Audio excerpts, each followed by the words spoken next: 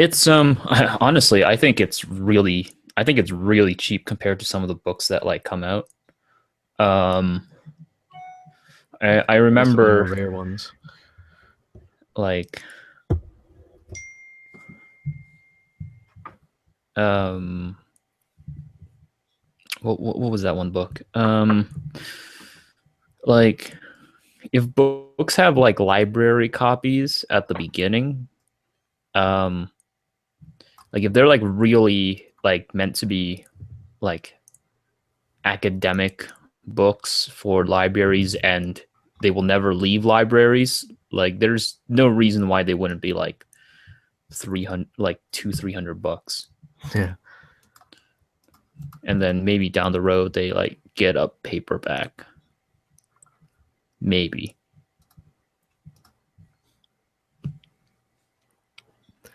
I guess with Kindle books and stuff like that's helpful. Yeah, I mean, like I really want a Kindle version of that. I So I would like can. a PDF. Well, that's kind of why I want the Kindle version. I don't know about these fancy terms you use. Kindle is a PDF. No, Kindle uses like a proprietary format called like Mobi or something, MOBI. But like that's like one of the ways you can convert like ebook files into PDFs.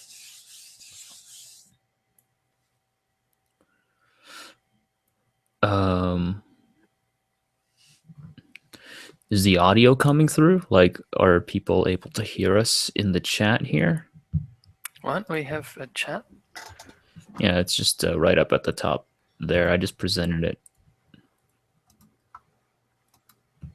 We should make a kill all Jews joke. Oh, God. Okay. All right. Okay. Seems like people can hear us. Yeah, I don't know. There's You can trend on the current anime debate. oh yeah, what was that? Piracy in anime? Yeah. Was that the video by Unique Namosaurus? Yep. All right. So Rito, you watched that video, right? Yep. Okay, give me the rundown here. What's the argument? The argument is that you should pirate because this forces streaming companies to add extra features and not use exclusive licensing. Um oh okay. Oh, so that was literally the argument. Okay. Yeah. Yeah. Do you think that one makes much sense, Lewis? Well, I think the I've not problem seen the video yet, but it, I guess I don't know how I feel about that. I guess there are two questions that come up with that claim, which is the first one is how, and the second one is have there been any case studies that make this precedence? No. Ah. I don't think the anime community is known for case studies, though. Like, I feel like I know where you're going with this. I'm not going anywhere with that. What? Okay, yeah, okay, sure. I feel like I don't know. It's okay. Like, does the video like outline the logic in it? Like, is Well, like it referenced the Diaz post from 6 months ago, but it didn't really talk about any of the issues that that post was talking about, which is people who pirate are receiving, in some cases, not people who use something like Kiss Anime or something, but some pirators will receive a better product because they're torrenting or downloading or streaming the sort of saved Crunchyroll video from when it was first released, and after a couple of days the CDN downgrades the quality of that video on the Crunchyroll site. And yeah, the video didn't actually mention this issue. Okay. Huh. And then, like I said, it was just talking about the sort of failures of these streaming services, and wanting. He talked about them wanting to. He wants them to innovate, whatever that means. So, like, does he explain? So, does he give any indication of like what he means by innovate? He gave an example of when you watch an episode, you can link it to your mail, so you can auto update it and connect. Okay, but I mean, like Crunchyroll can already do that, or at least like no, they can't do that. But Crunchyroll can already implement that. If like, wouldn't they be in the best position to implement something like that, anyways?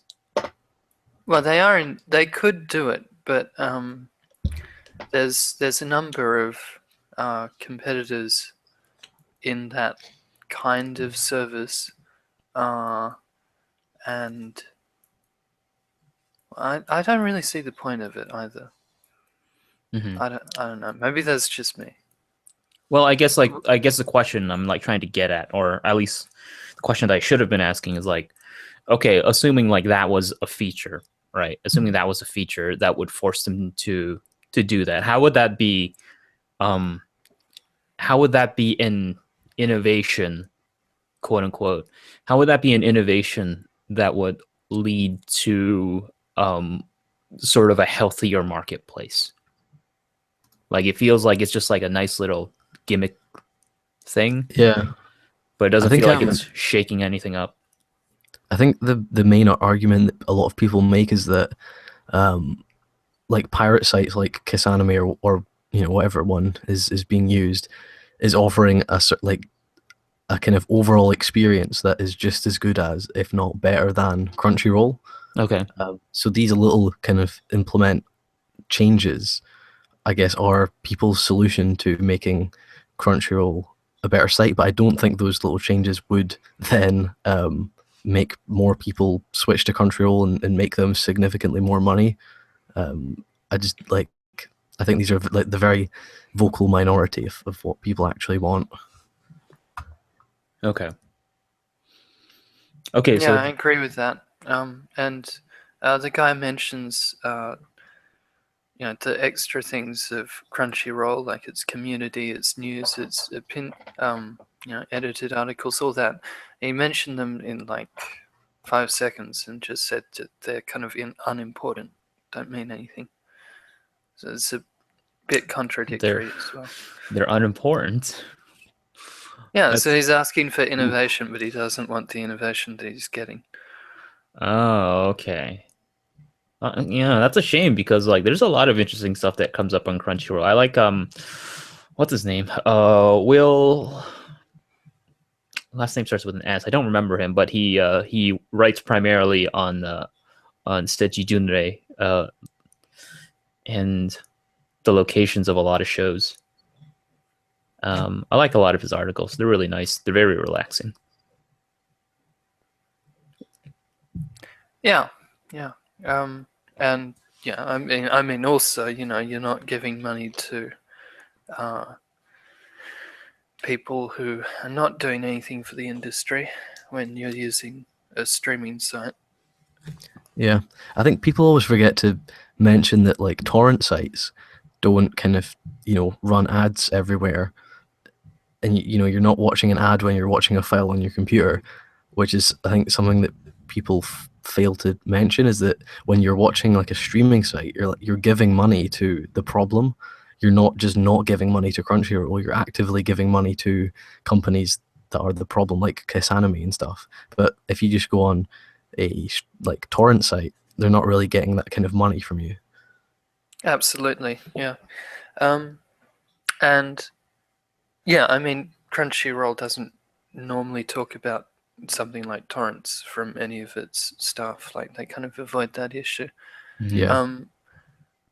And one of the reasons for that is if you are torrenting a file that is using a TV rip from Japan, and you're using fan subs or something like that, or just watching it raw or something, that's not technically illegal because it's it's that sort of product is made for the terrestrial broadcast, and there's no claim to that in a country like America or something. So that's Yeah. technically not a break-in of copyright, but of course it's completely illegal to just use horrible subs or something. But I feel like that doesn't like torrents don't affect Crunchyroll as much as streaming sites, so I think it just doesn't come up in discussion as much. Yeah, and it's also just not many people torrent, and if anything, I think the number of people torrenting has been going down. Yeah. Well, certainly the amount of fan sub groups have been, on the down. Oh yeah, definitely, absolutely. Crunchyroll has also quite noticeably snapped a lot of those fan subbers up as well. Yeah. Well, let's get through some of the comments here we got so far.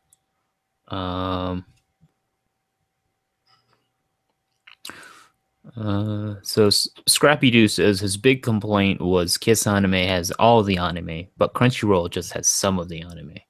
So does he make All that right, well, argument?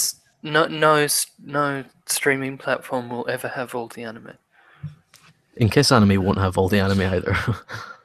Well, I don't know, Rito. Have you ever been to a little site called Anylinks.tv? They say they have all the anime. Oh damn! No, I all have not. 100. All 100 of the anime. They, when you read those books where they're just like, yeah, these works by Mitsuo Seo have been lost due to the firebombing of Tokyo. I'm just like, that's not a problem. I can find on Analinks.tv. It's got all the anime. Links, Brett. They survived. They that's survived brilliant. the earthquake of Oh 1927. yeah, Xenogon. What's up? Was that- Nothing much at all, man. You're talking about a spicy video from the Mr. Unique. Yeah, Yes. hell yeah. Yeah, like, and the drama that's causing, because pedantic romantic and the biggest critic of Digibro, Mr. Econ, started sparring on Twitter. Yeah. Oh shit. Do you know one of the biggest problems I always have with this discussion, and it always comes up like once every couple of weeks, it'll pop up again. And one of the big things that's missing from it is statistics from streaming sites, because Crunchyroll, from what I know, aren't very vocal about statistics. They just kind of say that they are supporting. They never say how much of their money. From what I know, this might be out there, but I've not seen anything that says exactly how much of their revenue goes to, studios and producers and boards of producers or wherever it goes. So I think that's one thing that's missing from this discussion, which is easily the most important thing when discussing this, which we don't have, I don't think. I think Right. What? You first. Oh, I was just gonna say, I think doing that might be a very risky move from a PR perspective, because if you release your numbers, there's a very high chance people are gonna say, "Well, why aren't you giving more?" Yeah, That is true. That's true. Yeah. Crunchyroll has repeatedly said that 50% of the revenue from views or something goes to the who have the license relationship of what's being viewed, and by that it means that if there's more views on a particular product, then that the pool of money goes proportionally like that. yeah. But I share that complaint that there's absolutely no transparency, and there's no transparency in the competitors either, and it's certainly not encouraging for me in Yeah, that capacity. it's definitely the biggest problem I have with the whole discussion. But I'm not sure if that, like what Joe said, I don't think that is something that, but maybe it's something that does need to come out into the open to kind of be a revolution. But even if we did know how much of the stream revenue goes to Japan, we don't know how much of that's going to, like, where that's going in Japan once it gets to Japan. That could just be going into a company's, pockets. I doubt much of that goes to the animators themselves or whatever, which is another argument once again. Well, yeah, that's true, but how do you?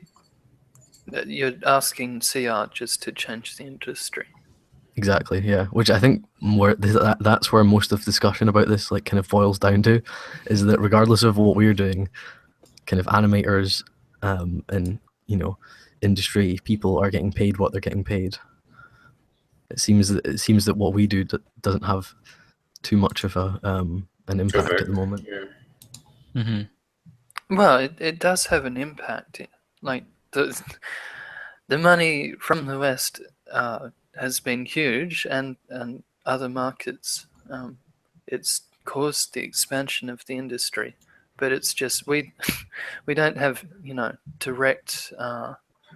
We can't tell them what to do, and I'm happy about that. But I'm sure other people aren't. Did you see the thing about a Flying Colours Foundation, Lewis? I don't think so, no. Some weird thing that three men who went to CR Expo have created, and the idea was a fan production committee or something like that, like to sort of use to get money and to use it to increase animators' wages effectively and sort of leverage fan opinion more on the industry or something like that, which is a bit. How would they do that? Yeah. Question mark, and I'd Where's also. Sorry, is anything gone? Where's can you show me the link for the Flying Colors stuff? Okay.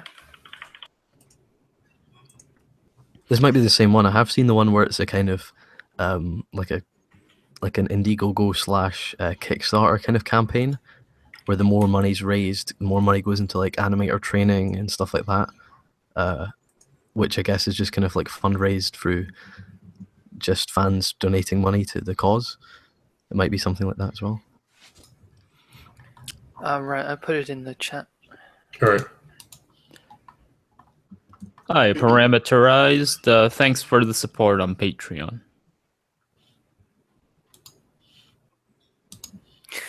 I find it interesting that that team is made up of. I feel like I know exactly where you're gonna go. I feel like I know exactly where you're gonna go with this. Well, should I say it? Should you Just say it? Just say it. Well, okay. So before, I mean, you can say it if you want. I don't have anything against. Let's say I can't preface this without sounding like I actually do have disdain for them. But I don't want to spoil it. So I mean, like I guess you can describe it if you want. Well, furries.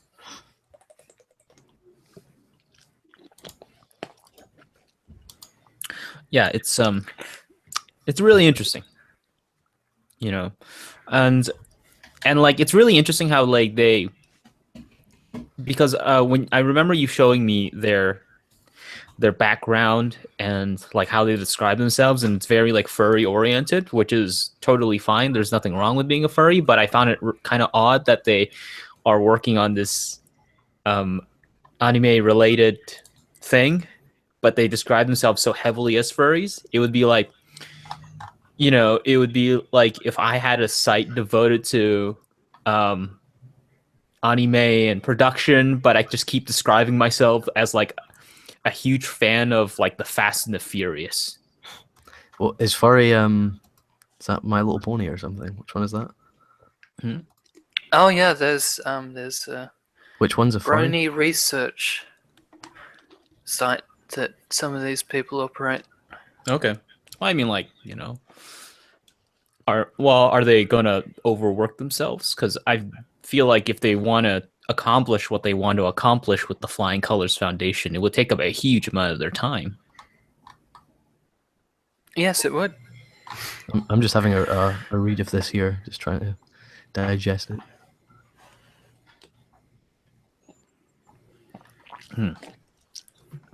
Let's go up through the list here and see what we got here.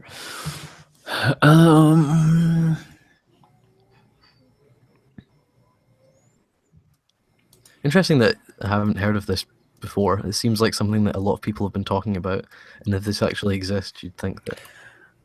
Well, yeah, these three guys that I mentioned who set this thing up, they just sort of approached people at Crunchyroll Expo, Okay. which is how they got Gant to then get the Anime Man to use them for the top 100 anime thing as sort of a unpaid Oh labor yes, kind I of saw thing. that. Yeah.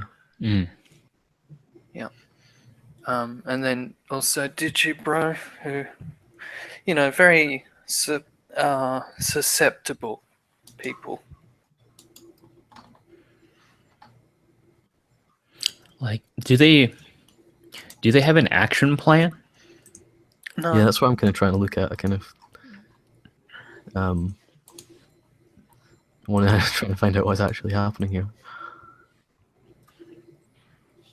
We are industry representatives, entrepreneurs, influencers, and community leaders. I'm pretty sure those 4 phrases are the exact same thing, just said over and over again.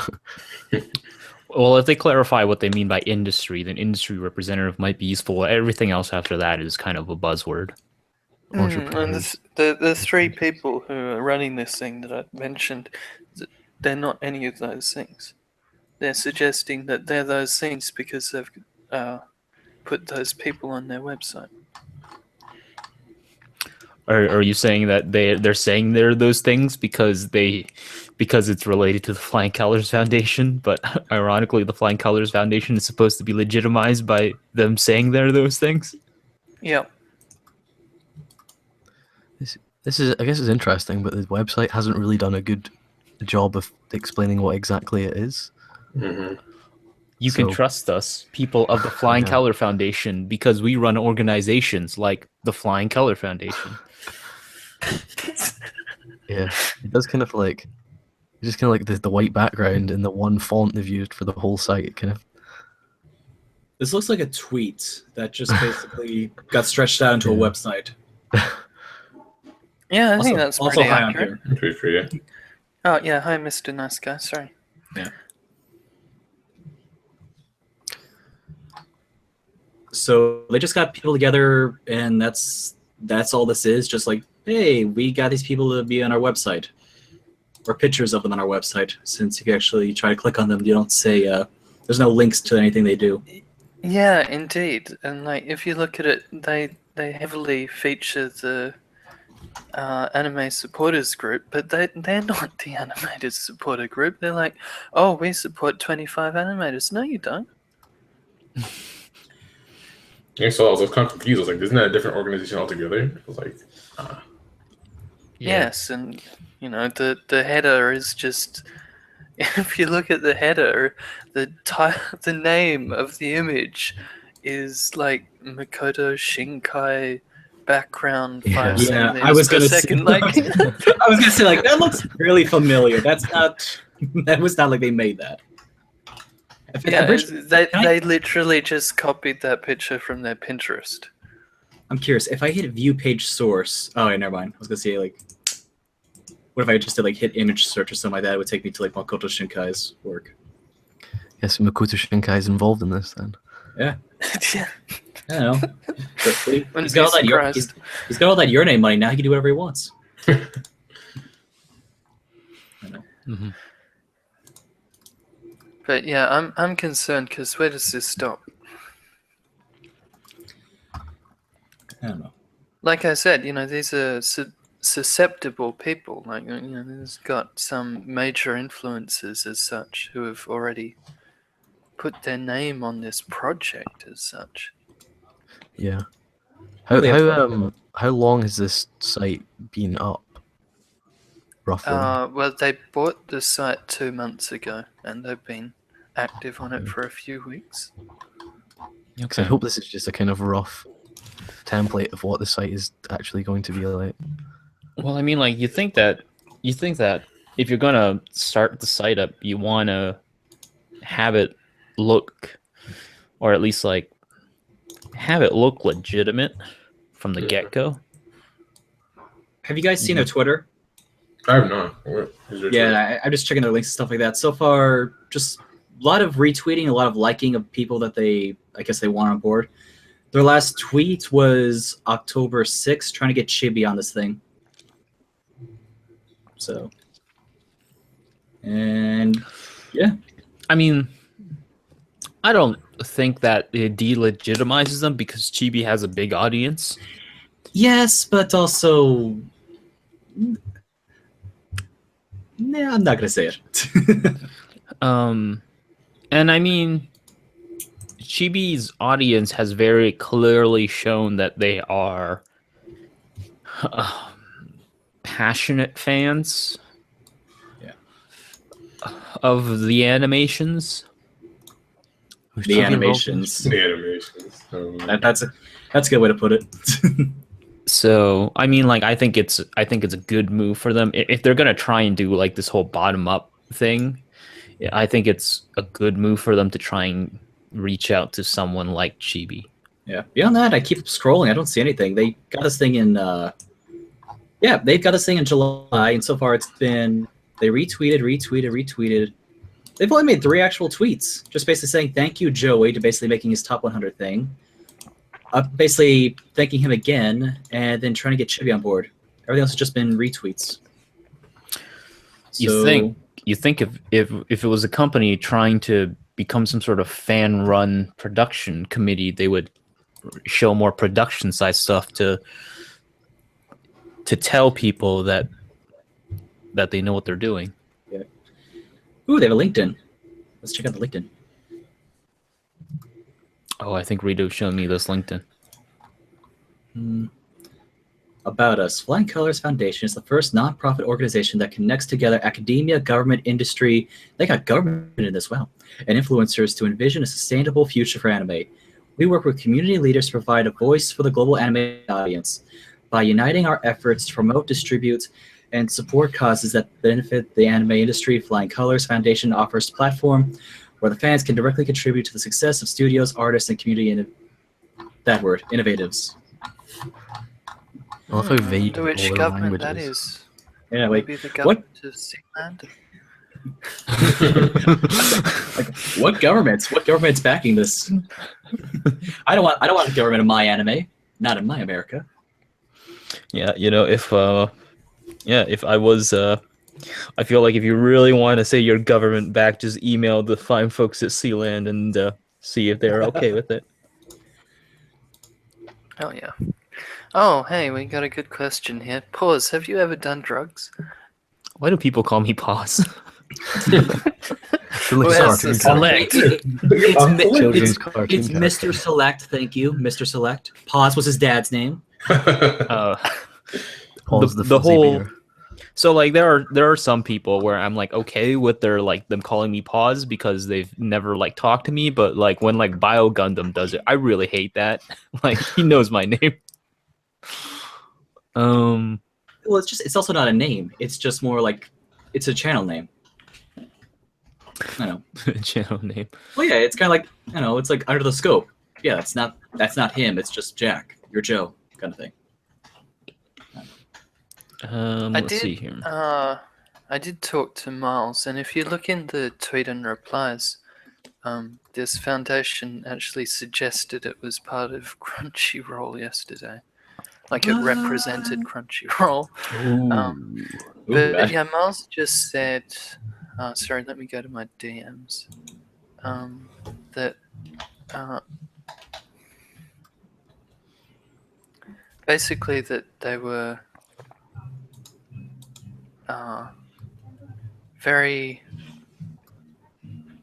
that they were eager but uninformed. So, as you could expect from Miles, being very sort of I'm judgmental. I'm reading this thing like, Miles, what's your relationship to Crunchyroll? Our influence partners work with Crunchyroll, and I also work with one of your directors. Miles, I'm sorry, but what's your relationship? Oh boy. He's in their response. He said people on the list have no ties to the industry. I said Crunchyroll equals industry. People who work with Crunchyroll equal industry. Miles, I don't agree with that second definition, and I caution against it. But I also think this pairing conversation that isn't helpful. I don't know. So basically, I guess they're just a lot of via association, just kind of thing. What is this company? Where this? I don't know. This is weird. Yes, well, you say a company. It's not a registered non-profit organization. Oh dear. Weird. Oh, jeez. Oof. At least they have a domain. Yep. It's .org. Which but- is privately owned by one person. Yep, they spent that $45. Okay. Hold on. I tweeted at them, and they said that they were in the process of becoming an MPO, basically. But if they accept money in this process, that would be against the law. Like while they're still setting up and they accepted money from people, that would be illegal.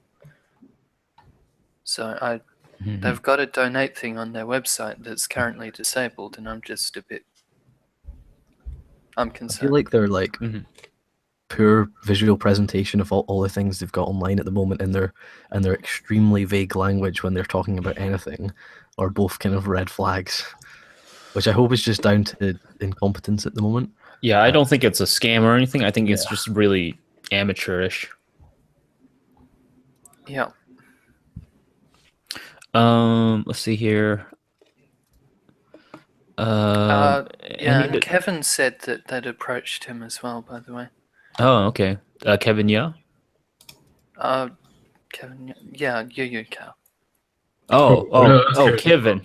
Okay. Okay. Multiple Kevins.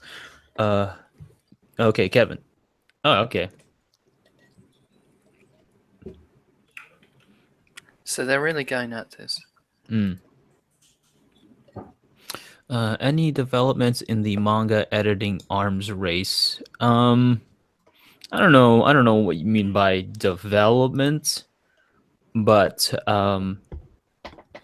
like I know, like I've seen your stuff, Holden. I know your manga editing is a lot more intricate than mine, but I like to try and aim for releasing like one video a month at least. I don't want to take like 5-6 months to release a 7-minute video, like what seems to be happening with yours right now. Like there's a very clear trade-off. I don't know how you put things in the actual chat. Put the links there in our chat. Only Pause can put stuff in the chat. I think it's just like myself and moderators, which I think at this moment is Bile Gundam, because I modded him while I was drunk out of my mind one day, which I really think is a bad idea. But he hasn't done anything to blow up the chat yet, so I think it's all good. Who's this conversation with here on the Twitter DM? There's Miles. Miles. Okay.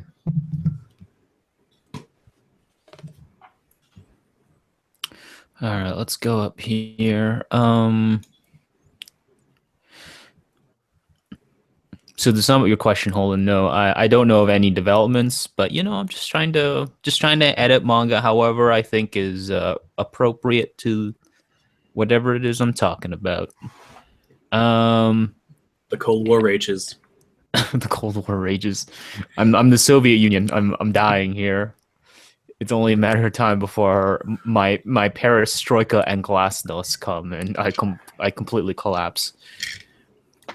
Yeah, that message there from Miles, they seem pretty harmless, but they don't know very much, is like Not that good. seems like a definite that's not going to work then.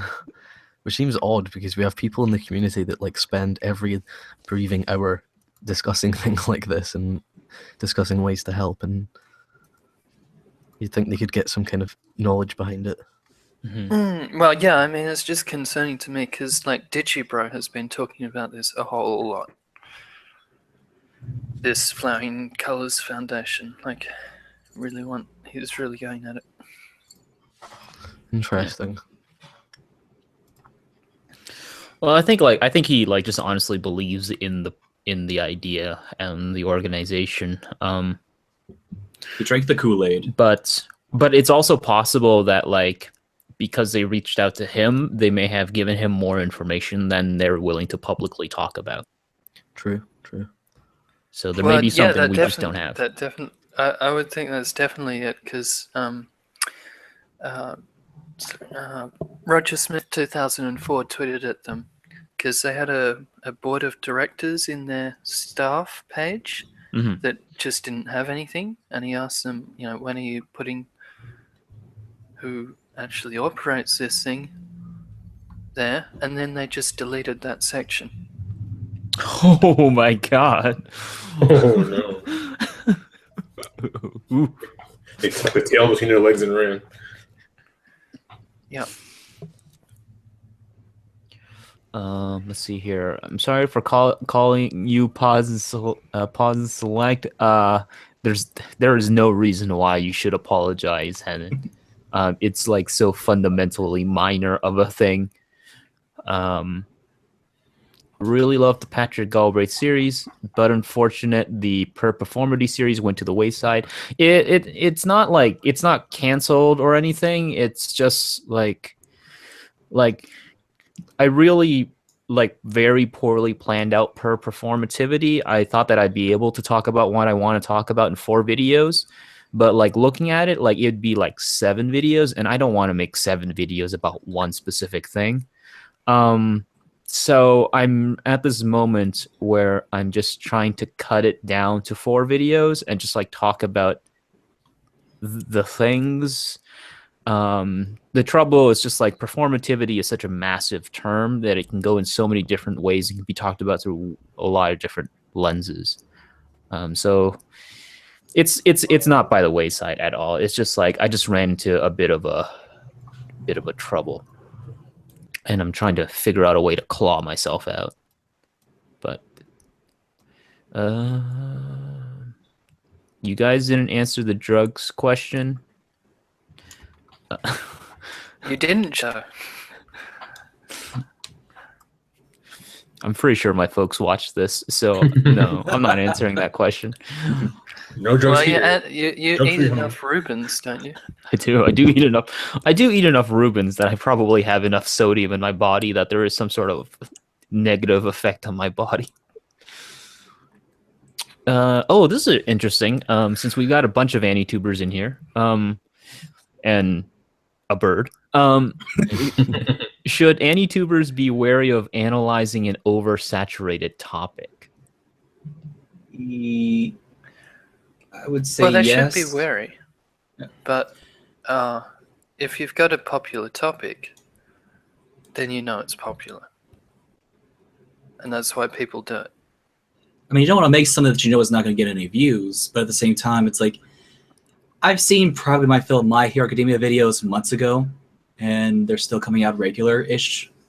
But same time, they still get views. People are still watching them mass. So I mean, it's not like you could say it's a bad thing. It's more of a supply and demand thing. Is it more the audience that decides, or we decide where basically the views go? Right now, basically, if that's what they want to see, why would I say it's a bad thing to keep making them?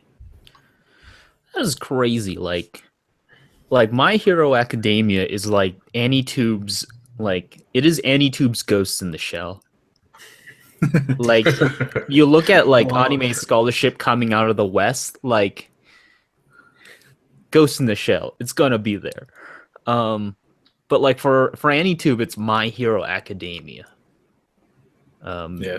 Because I remember I remember talking to Lamar, and he was like, I remember he didn't say it so explicitly, but he was like, he was very much implying that he was sick of all the Ghost in the Shell literature that was coming out. Oh, I wish I had that problem in the anime community. Because I remember I was talking to him and I said, yeah, I made a video on YKK. Don't watch it. But I made a video on it. And he was just like, oh, that's good.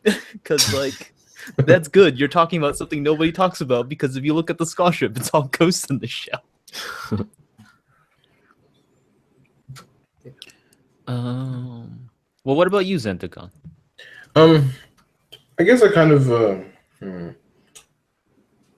I say be wary about it. I mean, it's not like a bad thing, but I guess you be aware of like what's going on and like who else is doing other things. I guess if you have some certain opinion, and you just kind of have to see like if somebody like pretty much covered your bases. I don't know. Then you can just like move on to a different thing. It really just depends on the show. I think like some shows like you can just kind of get away with it, and there's shows you kind of can't, depending on like how popular they are, and like how like surface your topic is or your surface your outlook on it is. That's how I see it. Me, Joe, Jack, and Hyper talked about this in a podcast, which I don't believe has been released yet. No, not yet. But we talked about this in quite a length. We kind of talked about it in relation to the community response from Sword Art Online in like maybe 2 or 3 years ago, and said it was the kind of complete opposite of that. And we talked about possibilities of why that happened and stuff like that. And I thought that was a really interesting discussion. But you'll have to watch the podcast. Teaser. Yeah, It'll show up eventually. So this is well, I'm interested in your opinion on this, Chris, because you recently released a video on End of Ava, which is like one of the big quote unquote oversaturated media texts when we're talking about anime analysis. So like at that, like when you were making that video, were you at any moment like thinking like, so many people have done a video on Ava and End of Ava, like is this video worth it? Yes and no. Yes, or actually I'll probably say with a no first. No, because at the same time, everyone just ultimately comes down to the idea like, yeah, you got to see it for yourself to basically come to your own conclusion. That's basically what everyone says. But yes, though, because most of the times when people talk about, with Neon Genesis, they go into great detail, especially, not even with the rebuilds, but especially the original show. No one really does it with the movie, which I thought was kind of weird. People say like, oh, you got to watch Neon Genesis, but it's like, the movie, you got to watch it because people didn't want to like actually try to, I don't know, dissect it, I guess, but it hasn't been done as much there. Well, tons of people have dissected it. Nah, well, I mean, I felt like, okay, at least there's still some things I could probably talk about that hadn't been like overdone to death. Like that was the whole thing with how I basically tackled that one, where it was like, okay, bring up ideas, at least bring up stuff that hasn't been basically constantly oversaturated, especially with the ending, especially with the whole third impact scene, stuff like that. I don't know. Like, yeah, it's been done to death, but then again, like most things that are considered classic by any means have been done to death, and most things basically that are coming out now have been done to death to a certain degree. So my only things would be to talk about would basically be very obscure things from like maybe 10, 15 years ago, or things from like the early 80s, because those are the only two real markets left that haven't really been talked to death about. Okay. Silence.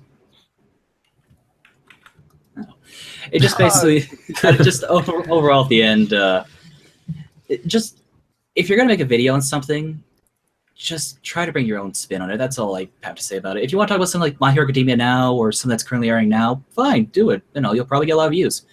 Just don't make a cookie cutter, because that's the problem I see with a lot of people who are just starting out. They basically try to like, okay, that's what that person did. Try to act like that a lot. Just find your own voice. Trial and error is going to have to happen, but just put your own opinion out there. I know.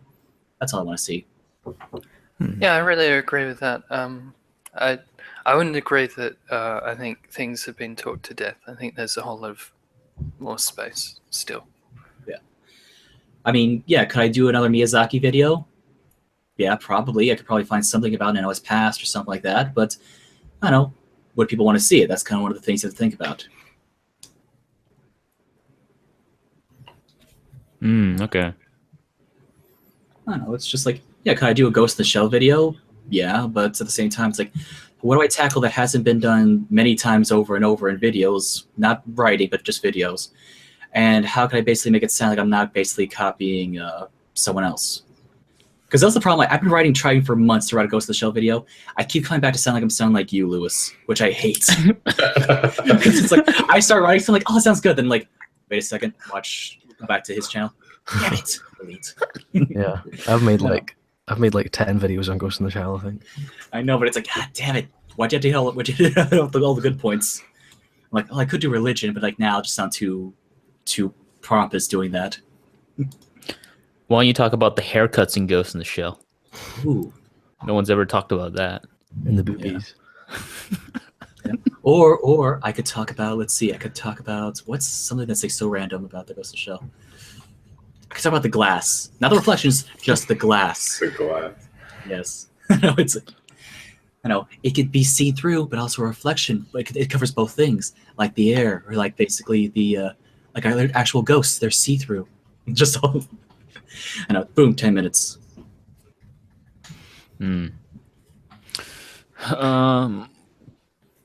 Let's see here. What do we got? Joe, didn't you have a conversation with Sam watches anime about the Boku no Hero Academia thing?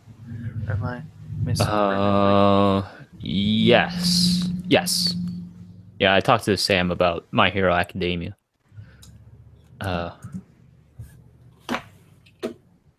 I don't know how to continue from there, but yes, a discussion did exist. All right, am I misremembering? But Sam was saying something like, Boku no Hero Academia is popular now, but all it needs is a couple of people to sort of make a video that breaks the mold on some opinions, and then that people go to that, and then the opinion sort of flips or resets, something like that.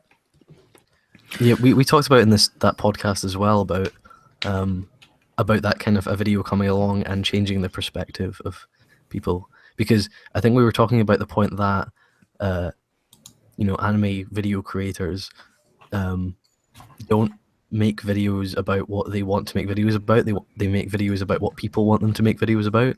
So if talking about Boku no Hero Academia in a negative light becomes super popular, then we'll get a big wave of negative videos about Boku no Hero Academia, which don't exist at the moment.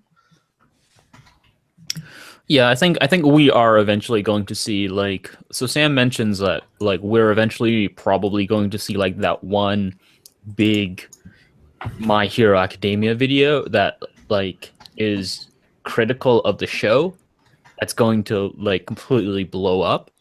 And it's going to be sometime like next year. And I think that might be the case. If you look at, for instance, the example with Senator Myth, who made that video about the first episode of Erased, like a year after Erased came out, when like far after all the talk about Erased has died down, it completely just blew up. I think Sam is correct that there's probably going to be some sort of My Hero Academia video that's going to do something like that, but it's not going to be positive. It's also probably not going to be by Snob. So if any small anime YouTubers are watching, you know how to get some views. Yeah, I think there's got to be some backlash with this bubble of like My Hero Academia is perfect for XYZ reasons. Definitely. Although I don't think it'll be quite to the extent. A lot of people, we were discussing in the podcast of it being like a complete switch in perspective on, but like, Sword Art Online, but I don't think it'll be that monumental, because the point I raised in the podcast was that it's not catastrophically bad in any regards, and it's not catastrophically good in any regards.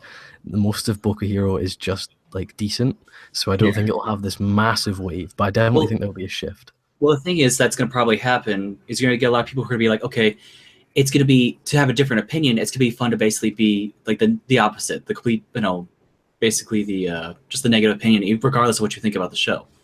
That's what I think you're going to start getting people having to get like differentiating opinion, basically get more views that way instead of just sound like the boy or basically being echo chambering here, which I've seen in the past happen. Just basically once something gets so popular, you'll basically just make a negative video just so you can get people riled up to watch the video.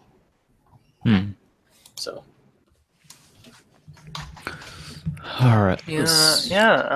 Ghost in the Shell has got a lot of positive videos.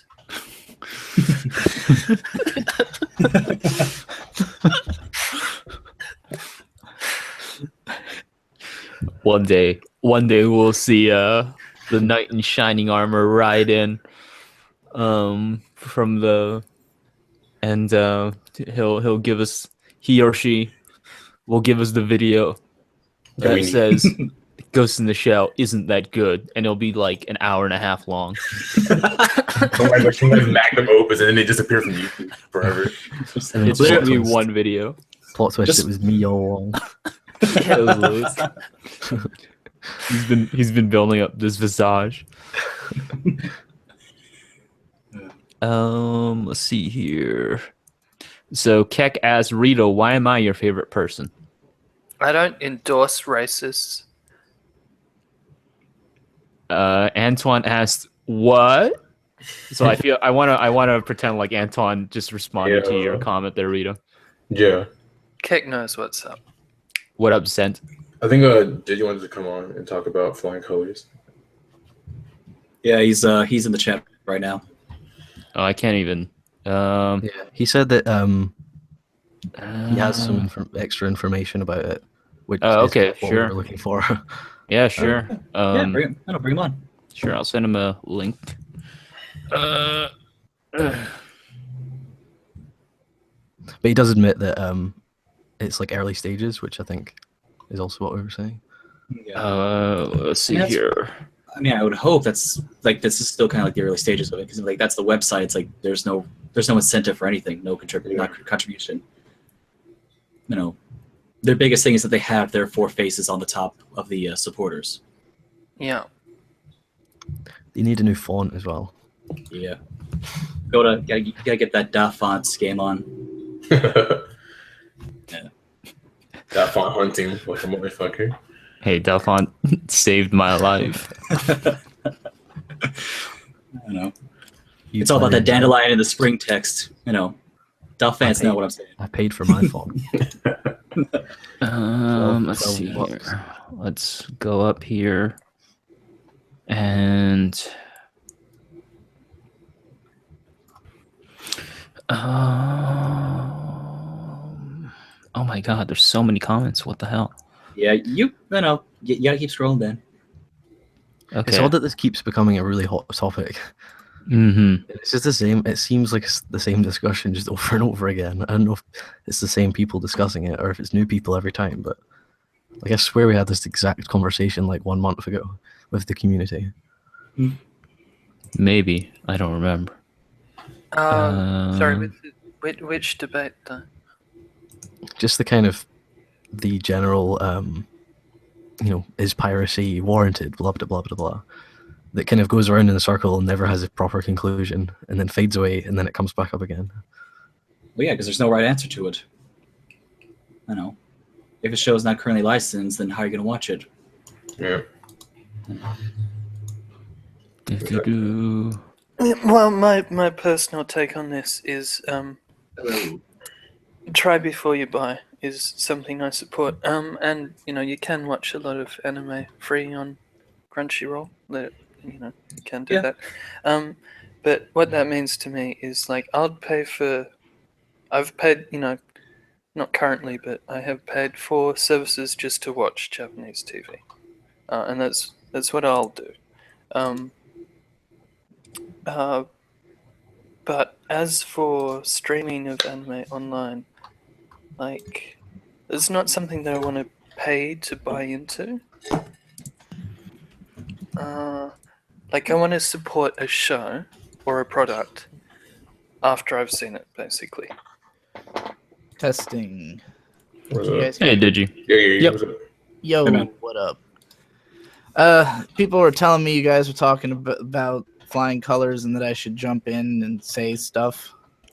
Yeah, since you're working with them directly, it would be interesting to see if there's like any other information that you have. Yeah, I've basically got all the information. But there's not a whole lot. It's really just like kind of a group of 3 guys who are sort of in their spare time, trying to organize this nonprofit to like essentially try to help the anime industry to have better practices in how they communicate with Western fans, how they sell their stuff, and how they make money. Essentially, like they see it as that there's like a lot of problems with the industry that seem like they have easy solutions if there was more information that the industry had about like what people want, sort of.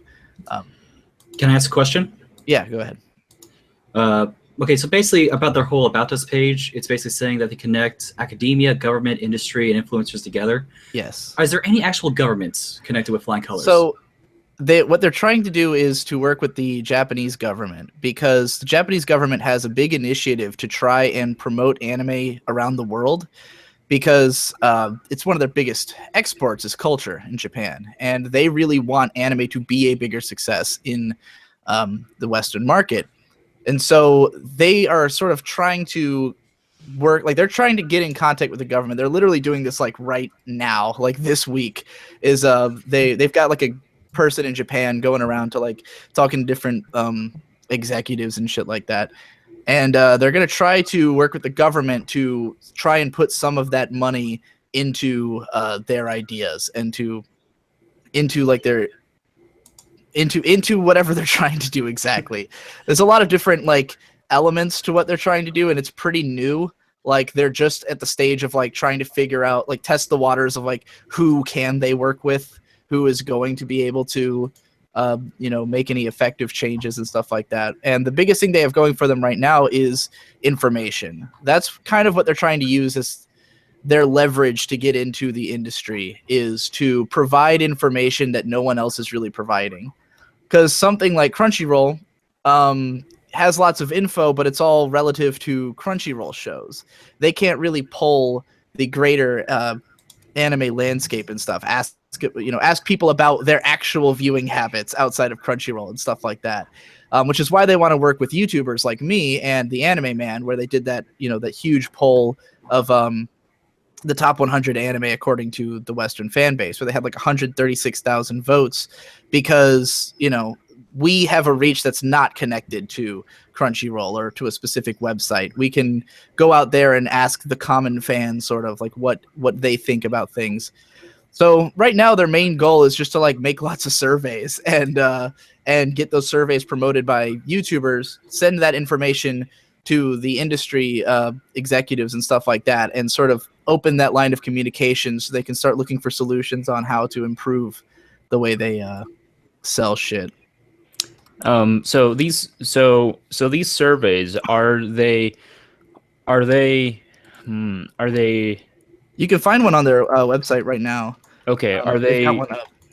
Do they have testing for internal validity on their statistics? You've just jumped over my head, but Okay. you could ask think, them. I mean, I think message one of them the on problems Twitter if you have questions, because I think they're definitely like in the excited about everything they hear. I know this poll, this survey that's on their site had about 100 responses, and there's like a field where you can literally just type in what you want to say to the industry, and they've been like collecting lots of people's write-ups of what random people think they want from the anime industry, and they've kind of been sorting through that and seeing which stuff would be interesting to sort of share with industry people.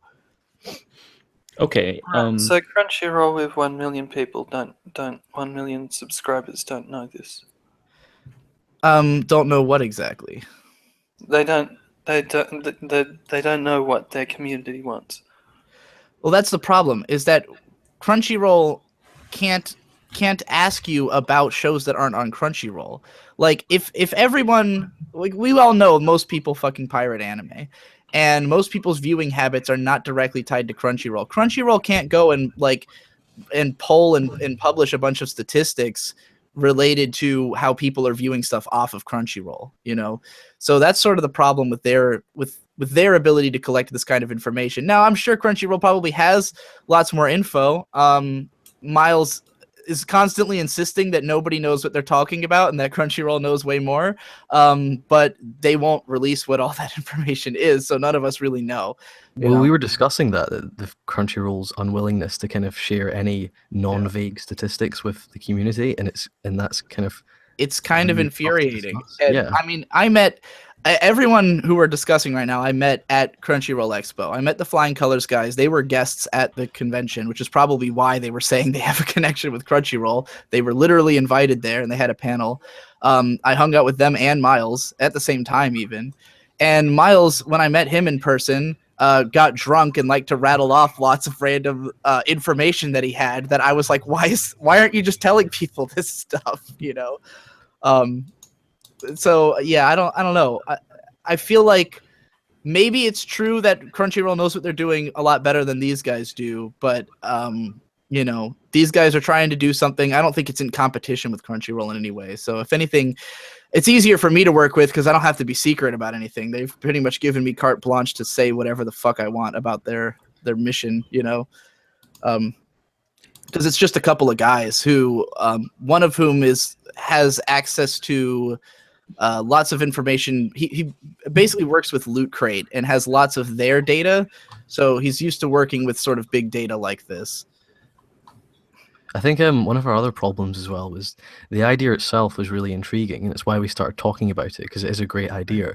But even just like a first glance at the website, and then after digging a little bit deeper, there's a lot of problems with how they present their website and how kind of amateur it looks, and the fact that they've only got one font and they're using this kind agree of with that buzzword like language to describe everything. It's so vague, and the thing is that website, like, in the last couple of weeks has continually transformed every time I've looked at it. Like, they are definitely not like in a stage where they're trying to like public, like, I kind of jump the gun talking about them a lot because I'm just excited about it. I'm like, hey, here's an example of people who are trying to do something, and they're like, oh cool, we're still like building this website. You know, which is why I hadn't actually linked to the website when I did, because I talked about them in a recent video, which is why probably why people are bringing them up in the chat. But like, how hard is it to make a website that doesn't look like a scam? Like, especially if you're saying that they're in contact with, you know, Japanese companies and stuff like that. Like, a company could just take one look at this website and just write it off completely at the moment. I don't know. I think maybe because when I look at this website, I just think it reads like some corporate site. Like, that's what it looks like to me. I didn't read it as a scam. I don't. I think it's just like things like we were talking about the Makoto Shinkai background for the banner image, which is just, like, clearly pulled from Google Images, and it's just kind of, it just looks a bit sketchy. Actually, it's from their personal Pinterest. They just copied the thing on their Pinterest. If you looked at the site a few days ago, there was like spelling errors all over the place, and like literally the Latin text that's used to fill in text, like, it's literally incomplete. You know, like, the first time I went there, I was like, guys, shouldn't you finish the website first before you do anything else?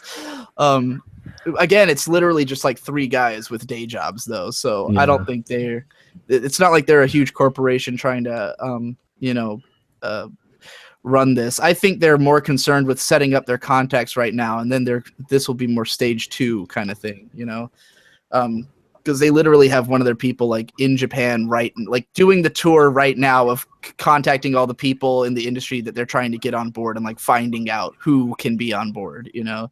And I think it's kind of, that's like what they view as the first stage, but they definitely seem like they know what they're doing. There are a couple of guys who've they've done lots of like promotional work before. They sent me a bunch of like Korean rappers whose careers they launched. I guess they've worked as like agents for people and done stuff like that. And they also want to become agents for YouTubers as well. It's something that they're interested in, is sort of working directly with YouTubers to help them to grow their audiences and stuff like that, which will in turn help with, like, if, if YouTubers are going to be promoting anime in a more heavy way, which is something that they hope to accomplish, is to like get us who are people who speak more directly to the community than something like Crunchyroll, to sort of get us in better contact with the industry. And then the more power we have, the more that we contribute to the industry in using that power, So they also want to grow YouTubers for that reason. So it's an interesting, I don't know. I'm very interested in what they're trying to do. I don't know how any of it's going to eventuate, but if all I have to do is share some surveys and videos, then I'll gladly do that. Well, I It think seems like certainly everybody go finds finds the idea interesting, right? But the Yeah. approach of just this foundation as such, just approaching people like you and then saying that they represent you as such. Like, if you look at their website and you look at who we are, they've just wholesale planted the anime dormitory there, and they've got text here saying we helped support 25 artists. They and are do currently work supporting. directly with the dormitory project. I know that much. Okay. In which way? I don't know that much information. I just know that they were directly contacted them and like set up some way of helping them. I think that's what they're somewhere on the site. If you go to the very bottom of the what is this page? The Who We Are page. They're trying to launch this thing called Adopt an Artist for a Day, where like you can literally just pay out an animator's like daily salary. First, like it's like $17, and you just pay out what that animator will make. I think they set that up with Anime Dormitory, but I haven't asked too much about that. So it seems to me that these guys have a lot of really, really good ideas, but don't seem to be capable at the moment of executing on those ideas in a well enough way, which is understandable if it is just three guys kind of doing this in their spare time. And it's very You need new, someone like yourself or an anime YouTuber to help with the kind of intricacies of the culture, maybe. Right. Yeah, I would say that they're sort of, like I said before, setting up lots of connections before any like balls really get rolling. I couldn't tell you if any of this will go through well. I know that the thing they did with the Anime Man went over pretty well, and they got a lot of data they wanted out of it. So, like right now, I think that's basically what they're trying to do is like basically be data managers. They just want lots of data that they can give to the industry and sort of tell them like, hey, look at all this data we got that you guys need to have. Will you work with us? And maybe it won't work. Maybe they'll have all this data and nobody will want it, but that remains to be seen. Do they have like a long-term scalable plan after they've done this kind of initial boost into the industry? Do they have like plans to then go into funding anime and stuff like that? I haven't asked. I mean, what you just described is marketing surveys. So we're giving, we would just be supporting a marketing survey company. Sort of, yeah. I think it's interesting that we've got a better understanding of this thing from Digi's like 10 minutes of talking than we had like half an hour scrolling through their website. The website is so incomplete and terrible. Like it's really bad, but I just don't think they've spent that much time on it yet. Like, I mean, none of this is bad by any means, but just it's like it feels like they're way too ambitious, but like they don't have everything set up yet. Like they should have like maybe waited like maybe another month or so before they had even the contacts in Japan, before they did the surveys with Joey and whatnot. So it's like, hey, we can get you the information before. The funny thing about that is the thing they did with the Anime Man. He never really like said anything about them. He just said like, oh, this is through the Flying Colors. Like he never mentioned what they are or what they do. That's all my fault that's getting out there. Like that's me jumping the gun and going, hey guys, I just wrote this cool video and I figured I'd talk about you in it because it would help my point. And they're like, oh, sure, go ahead. And, so that's my fault that they're kind of.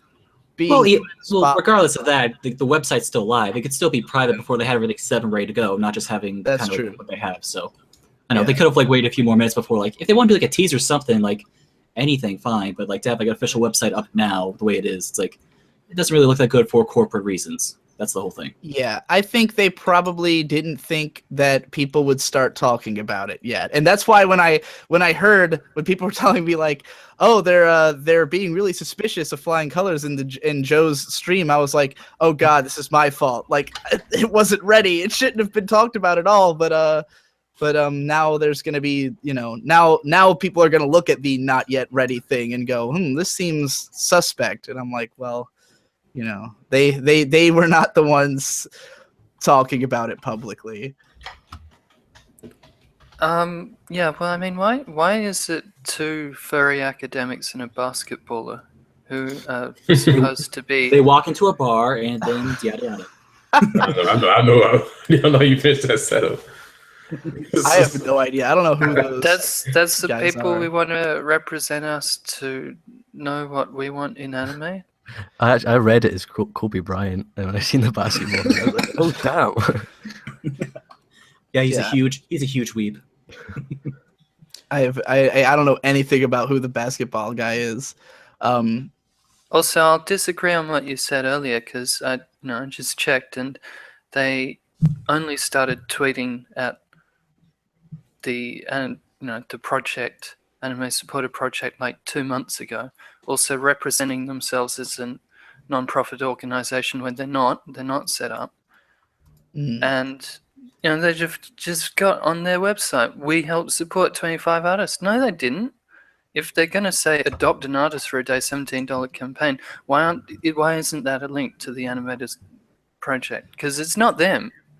They're just wholesale representing themselves as other people. I have no idea. I don't know exactly what they've done with them, and I'm not going to speak for it because don't know. I mean, regardless, well, I'm telling you that it looks exactly the same as what they've done with all of you, which is just to contact you and then say that they represent you. I mean, I've told them that they can. They do in some way.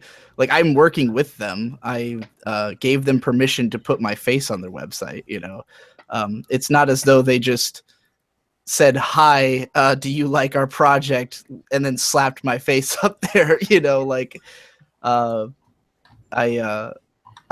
am in contact with them. I've been helping them to organize some of their stuff. So yeah, I would consider myself definitely an affiliate of the project. Have they given you an action plan? Not a direct one. Most of our dialogue it's not been super corporate, I don't know if you can imagine me trying to have a meeting about something, but I don't talk any differently to those guys than I would to you guys. So I haven't exactly been asking them for all their long-term fucking plans and shit. I just know that I vibe with the message. Okay. Maybe they should put out some kind of 10-minute vlog or audio podcast talking about what they are. Definitely and stuff suggest like that to them. Because they did a panel like that at Crunchyroll Expo. I don't know if it's up. I never heard anywhere. of that. Is there somewhere on Crunchyroll? Actually, I wonder if it's on or anything like that. I wonder if it's on the Crunchyroll YouTube page. I'm gonna try and tweet at them and see if they're willing to give me an action plan. Because I think just judging by this stream's popularity and how engaged the comment section is for the last hour, I think the community as a whole would be extremely interested to hear a kind of just a pitch, just like a 10-minute pitch from the guy.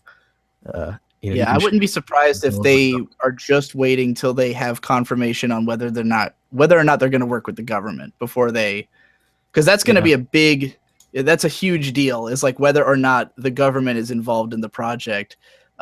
So I think if they have that, then they would want to wait till they have that to put out the statement, because it'll sound 1,000 times more convincing, Then we've got Digibro. I mean, sorry, I've been gone for the last few minutes. Either way, though, if you didn't say anything, they've had a Twitter active since July. Sooner or later, people would have found this, regardless. Oh yeah, but I'm definitely jump starting it with Yeah. Also, we keep on saying 3 guys, but who are they? Can we know that?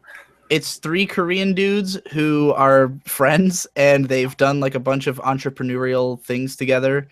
I don't know how much I want to disclose about like their personal lives or anything. I don't know That what makes sense. Yeah.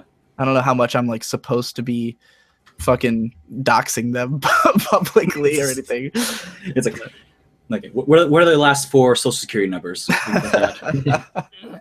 I'm not saying that, but like, why did they delete their board of directors section when Roger Smith asked them, "Why have you not got people on it?" I have no idea. I feel like that's going to be the answer to a lot of these technical questions. Yeah, which I seems to mean, have I'm been not like sensitive I'm not on- literally someone running the thing. You know, I've got information about general topics and sort of the idea behind it. Yeah, well, I mean, when you go to Who We Are, there's your face. There's none of their faces. Well, none of them are famous. Like what they're trying to do with that, like well, actually, they might have changed this. It used to have all of our subscriber counts next to our names on there, but like basically they want to represent the idea that there is this massive amount of subscribers to all of us. That is what the leverage they have is, you know. Like between all these YouTubers who are working with us, there are 8 million subscribers. That is a lot of Yeah. people we can gather data from. Is like sort of what they're trying to present to the industry.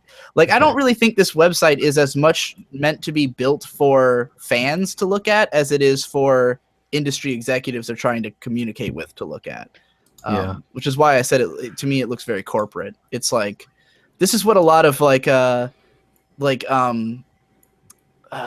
like a group like multi like MCN groups and stuff like have websites that look like this, you know. That's just true, yeah. All right. Okay, so on the idea, the general concept, when the industry approaches this, why do they want to engage with this in the sense that your last video called most shows being produced trash and that you want less shows? Yeah. Why would the industry want to work with that? Because it's a great point.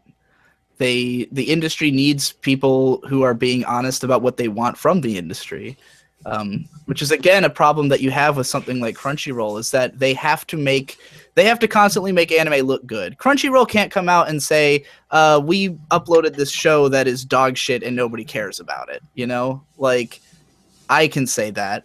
And I can, you know, ask even if I'm wrong about that, I can poll you know, people who watch my channel and ask them what they think, you know, or 5 different YouTubers with very different audiences can poll their audiences and see what they think, you know. Crunchyroll is probably not going to tell a Japanese company, we're not going to host your show because it's fucking terrible, you know. But So is this information going to be sold to like production committees in anime? it's aimed at production committees. I don't know if it's planning to be sold to them per se, as so much as given to them. Provided for them, yeah. Yeah. I mean, it can't be sold because Joey already got it out, so it's kind of already free knowledge, basically. Yeah. Right, exactly. Like they are not interested in having like anything like super behind the scenes. They're like the way they've told me is like to talk about anything, you know, like get it all out there because communication is our goal here, is for more people to have more information. And essentially what inspired their project, as one of them put it to me, was he said, you know, I'm a big tennis fan, and when I see people playing tennis badly, it's frustrating and I want to do something about it. And that's how he sees the anime industry. It's like there's a lot of things that they could obviously be doing if they had more information and better communication. And like if we had that, it might change something. Maybe it won't, but it might change something, you know.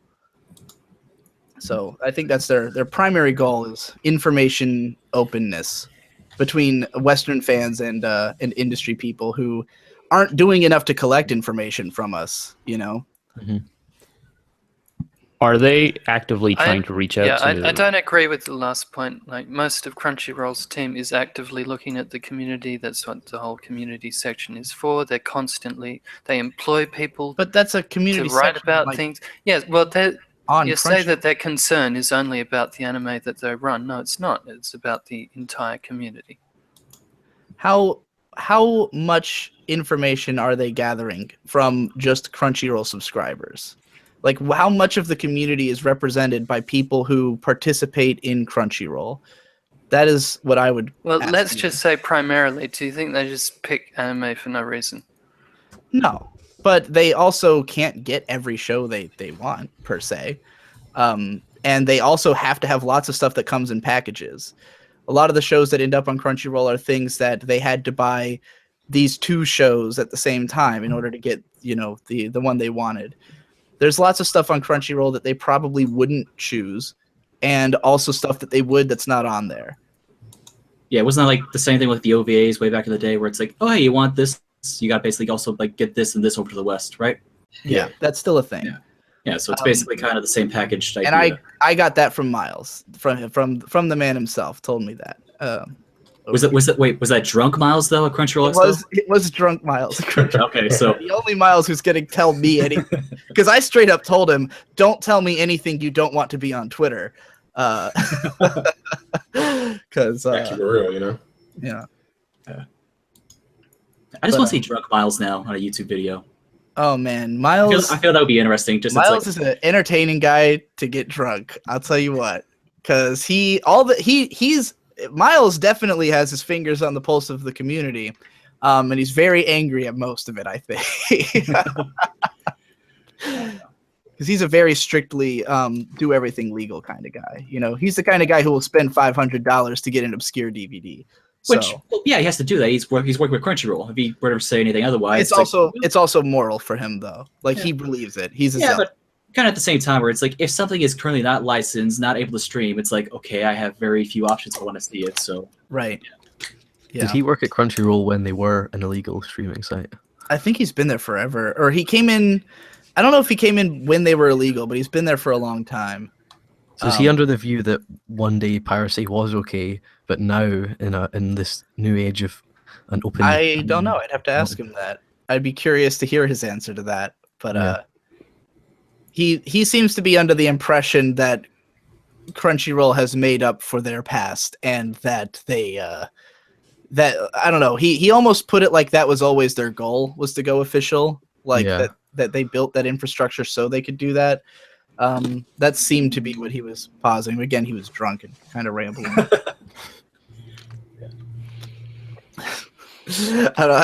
Again, this is another case where I'm like, I don't know how much I should say about Crunchyroll. I don't know, like, where's the cutoff where I get kicked out of ever talking to them again. It's okay. We're on pause and select. Crunchyroll's not going to see this. No, you'd be surprised. The Crunchyroll Mafia gonna come hunting for your ass. Miles knows every anime YouTuber. He knows who all of you are. I know. Don't worry, I'm under the radar. I'm always like, I'm good. I'm completely in the shadows. That's how he gets all those, all the writers. Like that's how he gets like Kanapa and Keiko Cat and stuff. Is like he keeps an eye on the community, and if he sees somebody that's really good, you reminded me. Keiko Cat works with Crunchyroll, right? Yeah, she works for them now. Okay. Yeah. So why does she have a Patreon doing anime videos? Because she's not getting paid by Crunchyroll for the anime videos. She works for them at like back end. She's not like you wouldn't call that a conflict of interest? No. I mean, if Crunchyroll's okay with it, then I mean he's working back end. I don't think it's really a conflict. That's like more like working on like the system itself, right? Like back end isn't like coding back end? Like yeah, stuff like that. She works she does like she was doing video room shit at Crunchyroll Expo, and like hosting panels and stuff like that. Okay. It's not like she makes her YouTube videos for Crunchyroll. That's separate. Just the thing she's doing. All right, fair enough. Okay.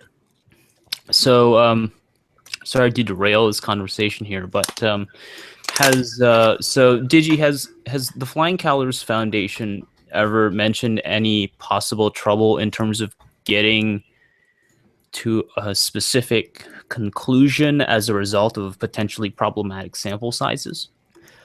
No, not to me. I don't know what they've got in the old cooker. They're very like enthusiastic and confident guys. So I feel like they're in the mindset of like we can do this, you know. Well, they're businessmen, right? They're like Yeah, entrepreneurs, so that's their kind definitely that type. Yeah.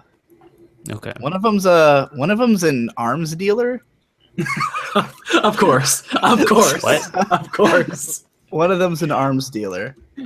Sometimes we talk about anime. Sometimes we sell guns. It's all under the same umbrella. Everything that I've learned about them is deeply fascinating to me. Like they've launched the careers of several Korean rappers because they're all Korean guys, and like they sent me like a bunch of links to these dudes who they were like, yeah, we had these friends in the U.S. and we made them famous in Korea by bringing trap to Korea. Essentially. Wait, what? What's the list of these artists? I don't fucking have the links on me, or else I would. But, I kinda they also helped. They've worked with Joji. Fucking. Oh. Are these like 88 Rising guys or something like that? What? Yeah, I'm pretty sure that Keith Yeah, is it's 88 label Rising. as Jojo. Yeah. They might be related to that. I know they've worked with Joji. I don't know if they're his. I don't know if they are that group, but That's the only group I know that works with Joji. So. yeah.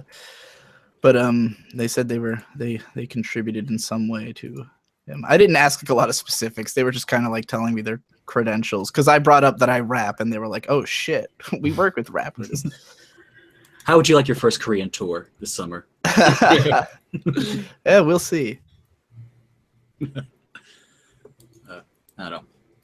I mean, it's, like I said, overall, this is not a bad idea. It's just kind of, if their whole thing so far is just like they got YouTubers together on this one project, it's like, okay, I'm currently leading a 36-person YouTube project, so it's like, okay, Yeah. I want to see beyond that. That's all I want to see.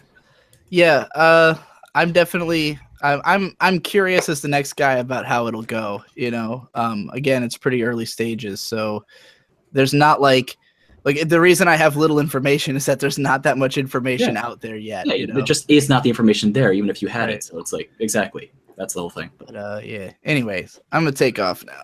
All right. What do you Nice think, man? talking to you guys. Nice Thank you to for meet coming you. on. Thanks for all the questions, by the way. You guys are good at asking questions. I'll probably send this video to the Flying Colors guys after it's uploaded, so they can figure out how they are going to deal with those questions themselves. Sounds good. So one important last question. Do you know who Stephen Rayson or Nuka Plant is? Do you know them? No idea. Never heard of them. Okay. Peace. All right, see you there. Peace.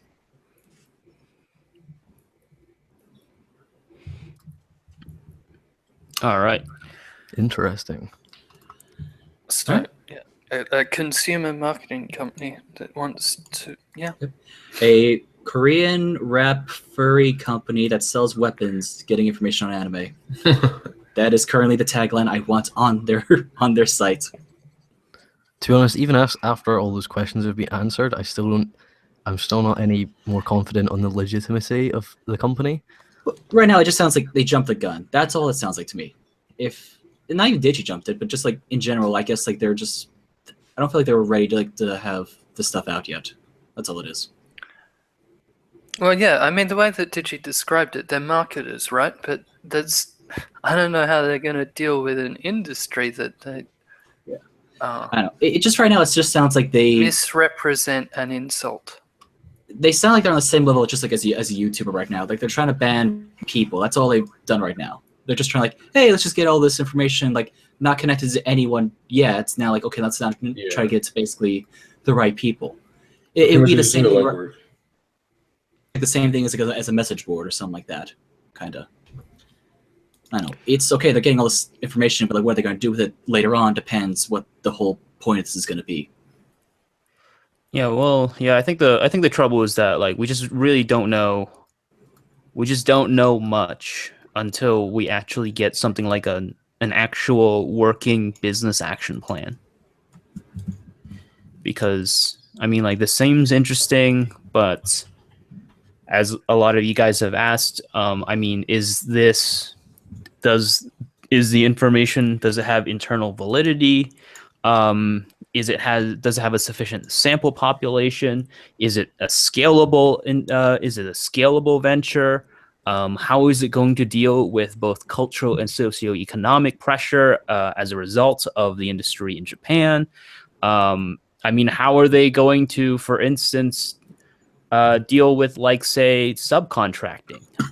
In, I mean, we can talk about things like the poor treatment of animators in Japan, but I mean, what about the ones in South Korea or the Philippines? Right now, it just sounds like they want to focus on the demand rather than the supply, kind of, with this gathering this information. If I had to guess. Sure. So Yeah, and I this feel like I think when it comes to like how it themselves takes got to an make it. Sorry, yeah, go. this foundation themselves got an unpaid intern, so that's not exactly. No. Also, I don't think I think what Digi said about them providing, and I'm not sure if how much of this was coming from Digi himself, but he was providing a lot of, providing information to production committees about, quality of anime. I mean, I don't think that in any way would affect, animator conditions, working conditions. That seems to be a very, I don't know if that's such a real thing, Yeah. Yeah, it's quite diluted. Because I mean, I don't think production companies have any concept of how critically good an anime is or isn't. I think they care about how many Blu-rays it sells or how many toys it sells, which seems to be a weird disconnect in the concept there. Yeah, it just comes down to the dollar at the end of the day, or the yen, I should say. Sorry. Yeah. Well, I think the sort of process here is less complex. If you look at it, when a production gets bigger, what animators get paid doesn't get bigger. Exactly. I'm not sure a survey about how we critically think about their anime is going to change that in any way. Yeah. The thing is that survey didn't critically. It was just basically what's the most popular right now. Well, I think the survey they done was what's the best anime? Yeah, but like right now, like My Hero Academia is the second best anime of all time, which, yeah. I mean, it could be to some, but it's like, okay, it's just currently airing right now. If you want to do the Crunchyroll example, at the end of last year when they did their award show, Yura on Ice, the thing they just currently were constantly hyping with the award show happening at the same time, it won every award it was nominated for. It was just basically what is currently in front of a lot of people at the time. It was like, with that entire list, I went over with Zentagon a few weeks ago. Which, how many things were prior 1995 on that list? Minus like Akira. I don't think anything. Yeah. I don't know. I can't remember. Yeah, it was like, okay, basically you had like your Pokemon, your 90s favorites, but it's like, it was 2007 forward, basically. So it's like it only basically did the last 10 years. It didn't do all of anime, which is kind of the problem. Since most anime fans here in the West basically rely on streaming sites, or now the age of the computer, to basically watch what they can see. I think what's interesting to note as well is that who cares about the Western audience in our surveys, because I don't think production companies are as interested in what we think. Well, I certainly think that the Japanese government have a massive interest in the Western audience in importing culture over as this kind of the cool Japan idea. So, but wasn't like Manga Glow based around the idea of like trying to be more global or more Western friendly? I'm not sure. I'm not sure, but either way, I mean, I don't think I agree with that because, foreign countries, foreign sectors have been absolutely huge for the industry, and they will want to capitalize on that. And also the Cool Japan project, a lot of that just gets spent on local tourism and stuff rather than stuff like anime. Yeah. So it'd be interesting to see where this information goes and if it goes into the right place, because it could go into the right place and it could go into the wrong place where it's useless. Yeah, but Digi has described this thing, and it sounds to me like a consumer marketing company, but that's not what it states it is, or what it states it wants to do.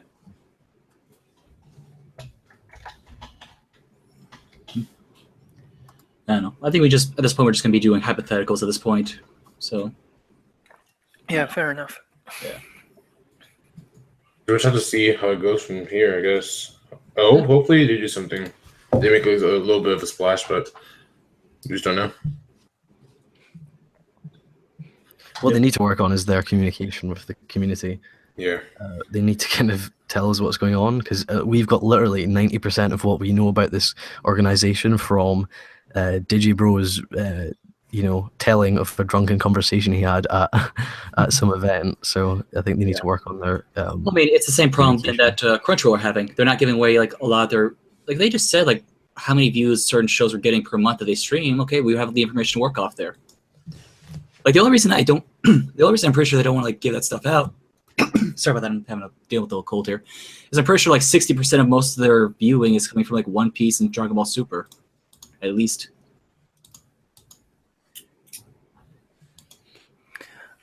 Also, well, yeah, sorry for one more hypothetical, but Digi said that he didn't know those two, Stephen Rayson or Nuka Plant. So why, or how, or just question mark, is this foundation presenting themselves as attached to the two academics who do furry research and fur science and Brony research project?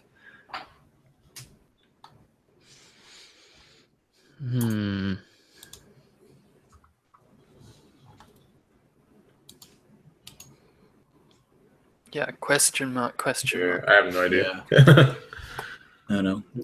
We need Something a that we'd furry. have to.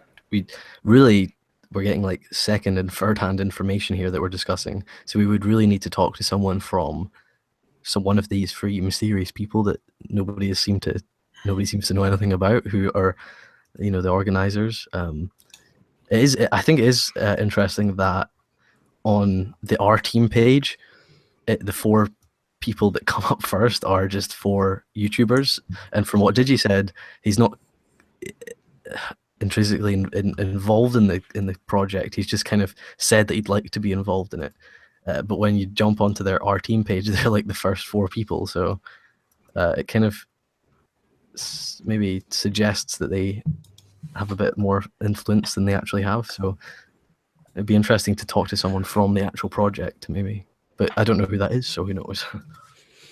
Yeah, that's a little tricky. I can't really say much until like we get an actual. I know I'm going to keep harping on this, but I can't really say much until we get an actual action plan, like an actual PDF that outlines specifically what they're going to do, how they're going to do it, and what happens if things fail. Be interesting to get one of these guys on a podcast like this. Yep. Yeah. Well, all right. Let's put it this way: like the idea of supporting, let's say, animation studios, excites us all. So how do we do that? Like, if you want to take money away from distribution companies and all the other people like music and everything else that are on anime production committees, and instead use that money to send to animation studios, how do you do it? How would you do it?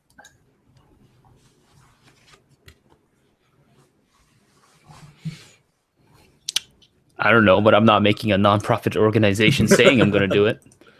So I don't feel like I have to answer that question. Yeah, if you did, you were. The only winning move is not to play. I mean, you don't miss any of the shots you don't shoot. My answer would simply be to support the unions like Chanukah, and that's it. Yep.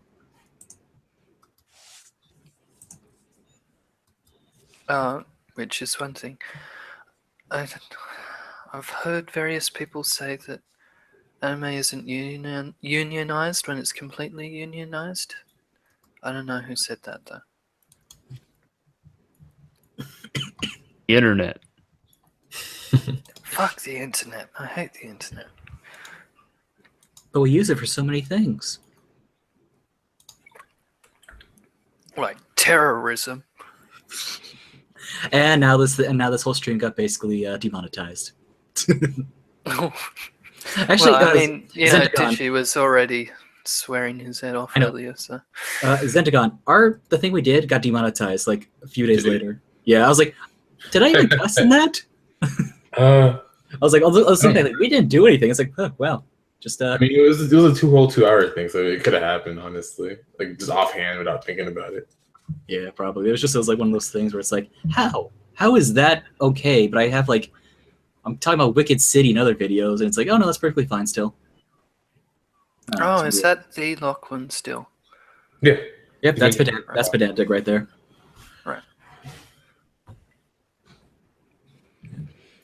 So you guys know, random little sidebar here. You know, Anime Snob is back on YouTube. He's got a little, he's got a little mini channel. He's trying to get back up. Oh, the deleted Oh video. no. Yeah, I was like, just I don't know. I was kind of curious. Like, has he tried to come back yet? He's like, no, he's trying to support comeback. But yeah, I don't know. But he's still basically vid me at this point. So I don't know. Which potential suicidal people is he going to make fun of next? I don't know. Ooh. Let's spin the wheel. Sad to say. Ooh. That is rough. No. I think if you get a community strike, you're not allowed. It's like getting taken down by. Yeah, but at the same time, Drama community Alert basically was a violations. thing, and Keemstar's been banned multiple times off YouTube, so it doesn't really mean much. But I think he used a loop role that he doesn't own his own channel, so. Yeah, guess, but he also said like, oh, it's been a few years, and now I magically got it back from the anonymous person. Now it's okay after X amount of dates. See, there's like this whole loophole thing where that whole community strike thing. You lose your main channel, but you can still basically come back from everything I've read. I don't know. There is no like permanent damage from what I've seen. Well, I mean, is it if someone reports that channel and says, you know, that what he did on the previous channel, is that a thing? Well, I mean, if one person, I don't know, wants to say that, but at the same time, who do you contact on YouTube? Like personally, Fair enough. It's all bot driven. I know. I couldn't monetize my entire channel for like 2 years because of like just bot glitches. So I don't know. Yeah, I listened to a podcast on Canadian radio a week ago or something, which was looking at the problems with YouTube. It was quite interesting generally, but it had something like the YouTube community leader on it or something. But it was really obvious that he just refused to answer questions about the whole issue. Like, it was completely stonewalling. I'll just get the link for you. I think I've spoken to a lot of people from YouTube, just casually in a more official environment. And I think the thing about YouTube is that there's no people behind YouTube. It's run by an algorithm that learns and implements features and stuff like that by itself. There's not a human, but everything that happens on YouTube isn't a conscious decision by a human. It's just a machine. It's just an algorithm that tests things, learns things, and implements things, and then repeats that until it's for the end goal of having this perfect website. But unless you're a celebrity, well, it's not. It's kind of driven to create views and revenue. It's not really driven for anything else. It doesn't understand, people and stuff like that. It's a lot. That's a big misconception when people talk about YouTube. Is that like they don't actually care about the creators? That's not. It's not like there's nothing in the algorithm that says be kind to creators or anything like that. Yeah, it just comes down to the dollar. That's all it is. So it's like advertisers want to leave. Okay, fine. We got all these implements in. Doesn't know if it works yet. Yes, unlike Patreon, who said with their media release about basically banning creators on their platform, that we care about creators is in every line of our code. The statement said that. Yeah. Just imagine the green text just on every line of code. We care about creators. Well, the truth is, every anime sorry. YouTuber could leave YouTube and it would not affect the business like whatsoever. Yeah, no. That's the same for basically all creators because we make up such a little percentage of the views. Yeah, it's like we are a drop, not even a drop in the bucket. Like maybe Casey and Istat's a drop, but that's it. Like we are nothing. Nah. 3 million sub channels. I would say like if you're a celebrity, it matters. If you're like Jake Paul or Logan Paul, if you actually have like, oh hey, you're getting like actual media attention, then you matter. If not, you're basically just left to the algorithm. The radio program talks about this whole thing and the algorithm, and they ask, for instance, the YouTube community person that could the constant abuse that the LGBT community get on their videos be the thing that made their videos be demonetized, because you said that it wasn't the specific words on their content, and then this guy just says nothing and tries to sidestep it.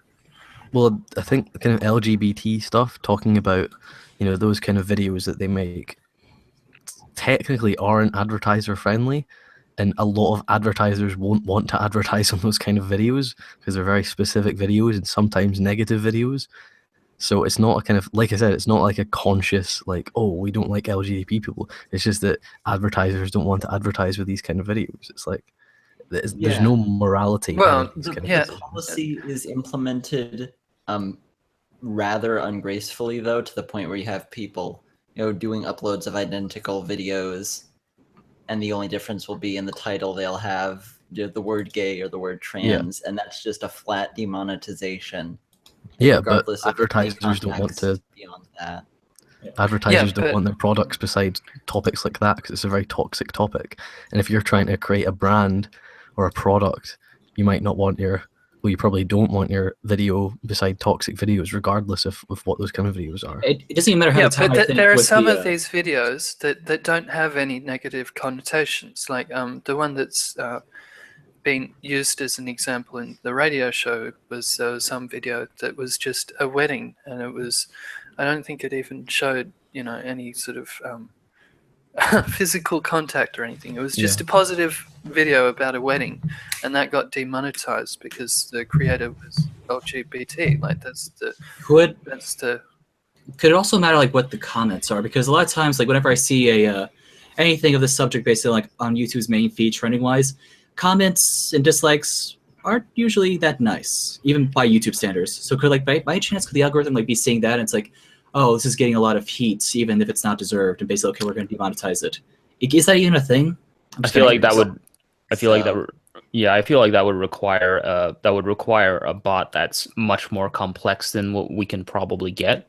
Because it just comes down to looking for certain words. It's like, well, that would require a huge amount of context, though.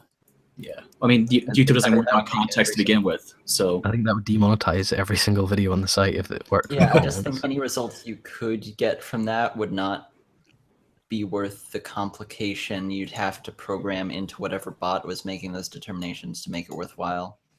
I don't know. Yeah, I think it's just. I feel like that's like, I feel like you're being too mean to machine learning, but the guy in this radio show is directly asked this, and he refuses to answer and sidesteps. Like he doesn't reject it. Who's the guy being questioned in this program? Yeah, I'm afraid it's linked in the group chat.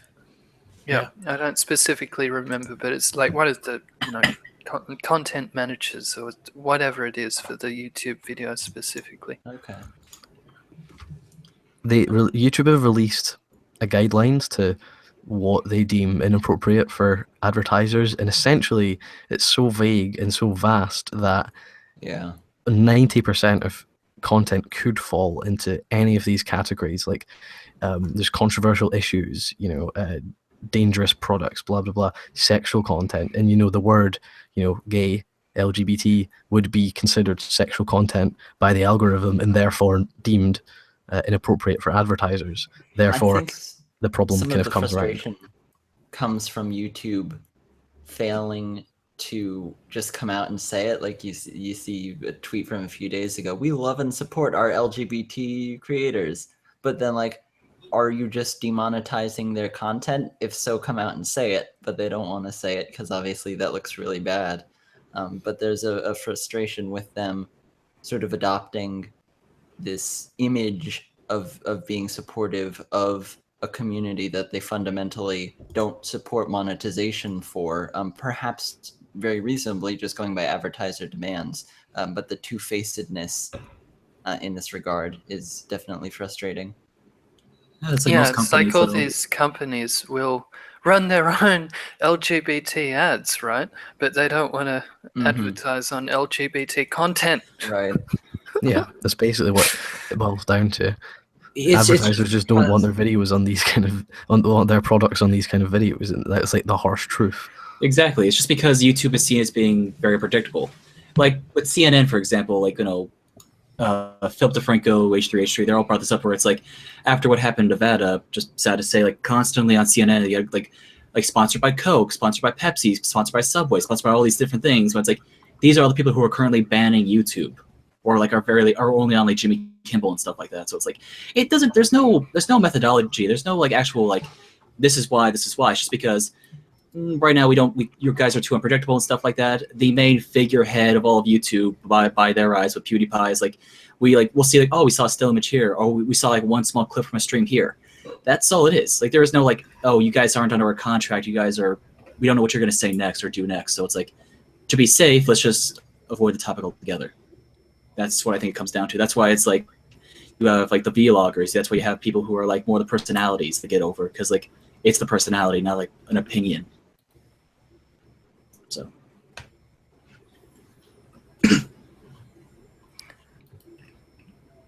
Yeah, by the way, earlier in this stream, we talked about the conversation on Twitter that you had, Lachlan, with Ooh, yeah. Miles. Yeah. And then Econ was the other big player in there. Yeah. What was your interpretation of the video that was being discussed? Let's go back to my thread here. I thought his argumentation was overall very poor, and that was the main crux of my thread here. And most of it was just sort of a basic outright misunderstanding or simple naivete about the way things work. I mean, the big one is exclusive licensing. The idea that Crunchyroll could come in there and end that, I think just ignores the reality of the way these industries function, and also ignores the efforts Crunchyroll has made to achieve that end in spite of that, both with their goal of a few years back of getting everything licensed and on their platform, and then now that we have Netflix and Amazon in the mix, competing in such a manner that they won't be able to get all the licenses, at the very least teaming up with Funimation here to share those libraries and get that moderate reduction in exclusivity, at least between those two companies. Yeah, because like I don't know, Anime Strike is going to be, I say maybe like 3 or 4 years. I think it's going to be bigger or surpass Crunchyroll by that point. Sad to say, just because of Amazon, just because of like that purse. I know it's too big. If they want something, they can outbid anyone. Yeah. Okay. I think we agreed with you on this stream. And I also thought his like recommendations for improvements weren't nearly good enough to sort of justify the video, in the sense that if he had some like legitimately impressive ideas and like, ooh, yes, this guy knows what's going on, like we should be consulting him because he can actually improve these services. But they were pretty lackluster, and so I came away rather unimpressed. It isn't as if he had substantive solutions, so it isn't as if he could really complain from authority about the issues he complained about, because he didn't complain about most of the more valid complaints you could lodge against Crunchyroll in the first place.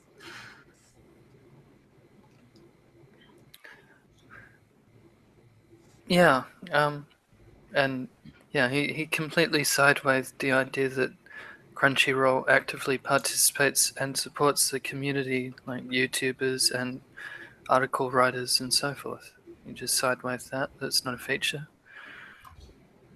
It's an issue a lot of the sort of anti-Crunchyroll commentary has, and it frustrates me because I'd love to see someone competently make that argument, but there's just gross basic factual ignorance in most of the stuff I've seen. Kenji, I think, is the other one who put out an anti-Crunchyroll video sort of through the lens of specifically critiquing Jeff's connection with them. And again, just like basic lacking of understanding of how business works. And it leads to that viewpoint that there's issues with Crunchyroll's sort of just getting intellectually curb stomped, where it needs to be better made, because it's a conversation that I think we legitimately need to have. It's just so one-sided at the moment. I don't remember that video. Kenji's? Not sure I've seen it. Yeah. Oh, no, give it up. He did a stream with me right after he made that. Basically, one of his big things was, how should I put this? I don't want to get what he said wrong, but basically the whole ideas were, you have people who are in the community who are basically, in some way or another, they're basically having like some connections with Crunchyroll and stuff like that, where it's like, whether it's like, hey, do the free trial, or they do videos or something on the side for them. And it's like, well, his whole idea is like, well, what if they can't actually by any means say anything bad about them, where it's kind of like, I don't know, like they're under contract, so why would you basically, say anything bad about someone who's basically sponsoring your video? Kind of like what go ahead. Well, kind of like what basically Digi was kind of saying earlier, like with Crunchyroll, like they don't want to get anything negative out about anime, so that was kind of the idea. Once again, I haven't seen the video in months, or at least a month, so I can't confirm. But I remember that was like his base argument in one point. No, I just check him out though. Check Kenji's videos out though. I don't remember exactly, so I don't want to come back DM me later on like, dude, what the hell? I revisit it here, and just sort of my comment, voicing my complaints, reminded me. He like doesn't know, or didn't in this video express a knowledge of how production committees work. It was an immensely frustrating video. I don't know.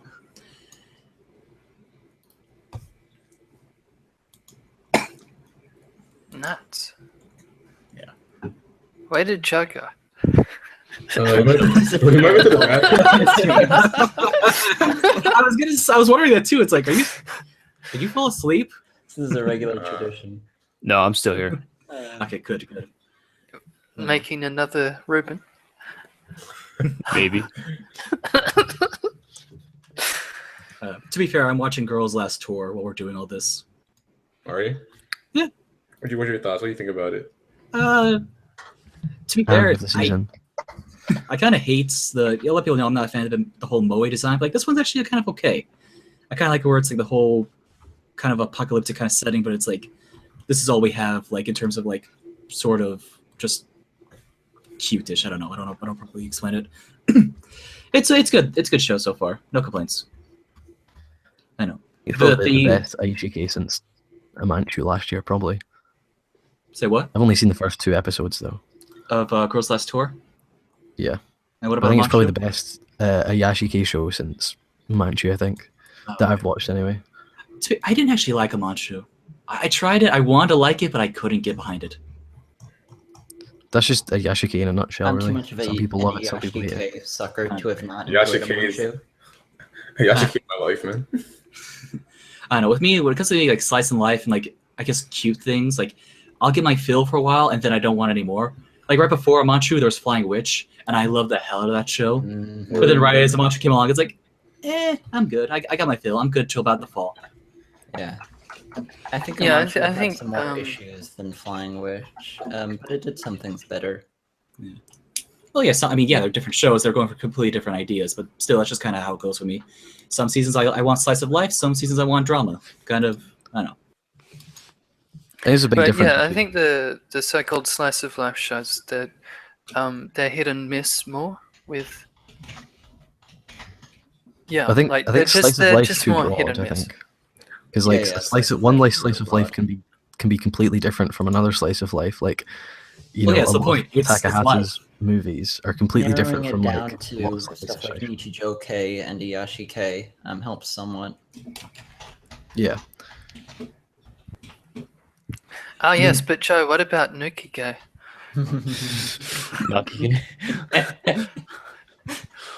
You guys should. This is a reference you should see. Give me a minute. All right. I'm actually curious now. Mhm. But yeah, Girls Last Tour. It's on Anime Strike right now. Check it out if you want. It's good. I like it. I like the art design. Amazon.com/nice. That's Nice. Nice. Yeah, Joe's Yeah. big into the K. So he made this chart, right?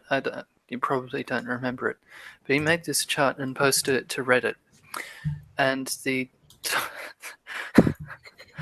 and the top rated reply is, "You missed Nakige and Utsuge, which are big LN genres."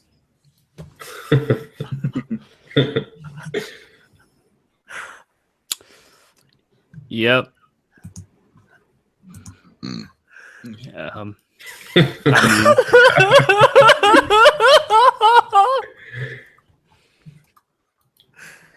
I'm sorry, this breaks me. They're trying to replace the game. So like, oh lord. Yeah, it's a completely unrelated thing. yeah, it's essentially analogous to like saying if I made a chart of apples and then someone said, "Well, why didn't you have a mandarin?" Yeah. Why didn't you have an iMac? Where's Yeah, the, I don't know. Where the where's pears, the man? banana? Where's the fucking pears? That's Reddit in a nutshell there, I guess. Oh, it really is. I hate Reddit. I've actually never been on Reddit for longer than a minute. Oh, I just got banned from our anime for a week. What did you do? I saw that. What did you do? I think it was a response I had. I've got a screenshot of it. Let me go over to it.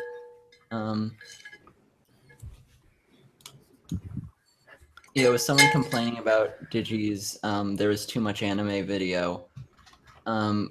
Because he was angry that Westerners were trying to take away shows like Eromanga Sensei. In spite of the fact that Digibro explicitly says in the video that even though he hates Eromanga Sensei, according to his judgment of there being too much anime, Eromanga Sensei is still something that should exist. So I went off on him a little bit. And I guess that was ban-worthy. I won't disagree. What, did you end up using the Navy SEAL copy paster? No, what I said is, Digibro explicitly states that even though he hated it, Eromanga Sensei is an anime that should exist, you fucking illiterate moron.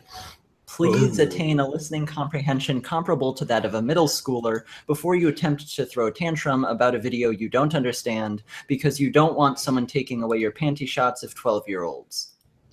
That sounds like that sounds like a copy paster. I kind of want an air horn just spun right here. I feel we could have had that for this entire stream. Just R/anime really hate Digibro though, so I'm decent at making copy pastable angry rants. Got a few of them that have reached a mimetic status.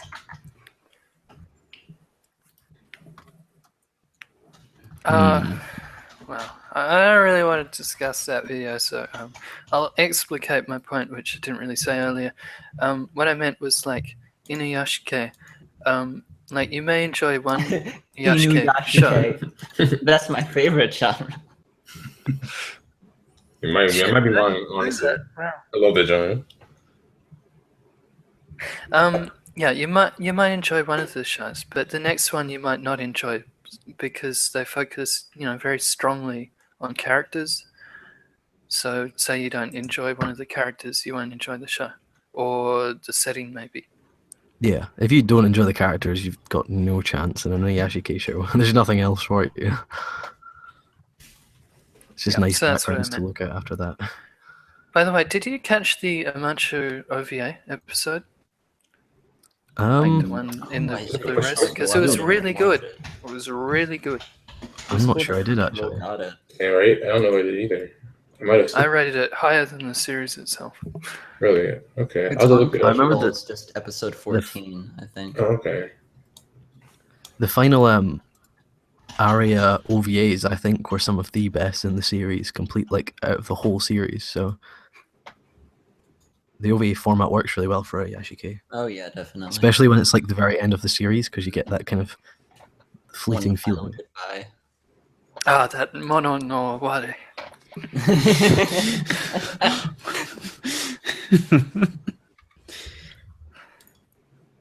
It's called a Manchu special. No, I've not watched it. Yeah, take a look when you can. It's The school friends from her last school visit. That's pretty Ah. nice. okay. Amanchu's But got it really sets diversity. up the conflict in a very satisfying way between her current and previous life. I thought Um, Manchu was so underrated. It didn't get the kind of appreciation it should have gotten. I don't know Yeah. why. So much critical acclaim for Arya, and it isn't like too far off the first season of Arya. I'd say it's probably better than the first season of Arya, actually. It came think out during the that summer, yeah. The key is that Arya's setting is sort of just conceptual enough that it allows it to have a bit of an artsy appeal. So people who might have sort of reservations about seeing Okay, wait. I have the. other Yashike as worthwhile can get on board with Arya. I do also, to go look back at the summer season when it came out. That's the same season where you had Mob Psycho 100, you had New Game, 91 Days, Orange, Food Wars, Sweetness and Lightning, the 2016 Berserk. So, for one reason or another, like a lot of people are just talking about other things because, like, oh, those people more attention grabbing. So, it just sadly was good, not great to most people because it's like, okay, there's other things that do this stuff. So, it just got overlooked. Sadly. From what I can remember, it was kind of the same thing with these kind of shows. Same with Shuriken Roku, that a lot of people talk about how they want to watch it and how they think it's going to be amazing, but no one actually watches it. Yeah. Which happens so Shogun much. Rokuroku Shinju was Yeah, like fucking brilliant. It's like Yeah, one of the exemplars of the medium, legitimately, as of the second season. definitely. I think it's one of the best series I've ever watched for sure. And like popularity wise, it's like one of the most talked about shows in over the last year or so. But like the amount of people that have actually watched it is like so minuscule, which is a real shame. Mm. Which gives us an opportunity to say that Joe did a video Yeah, On- an excellent video. and an interview, like more specifically. Yeah. Yeah, I still gotta get in contact with Till again, which reminds me, Lewis, if you're interested, I can invite you for that interview again once Weingartner watches the second season. I don't think he has yet. Absolutely. It was pretty amusing actually, because I remember when the second season came out, I was like, hey, are you watching the second season of Rakugo? We should talk about it. And he was just like, absolutely, I'll watch it over the summer. I've got nothing to do. And the summer passed, and he was just like, I haven't gotten around to watching it. Very relatable right there. I recommended Rakugo Shinju to my Japanese professor in college. I was like, you have to watch this anime. I actually recommended it to amazing. my Japanese cinema teacher.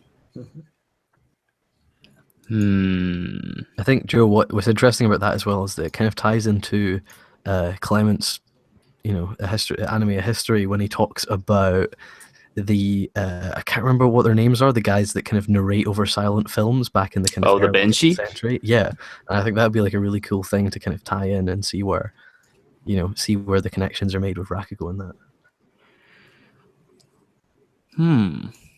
That's a really interesting connection to make. Yeah, because in a And way, that's really that's kind of what they interesting. are. That's really interesting.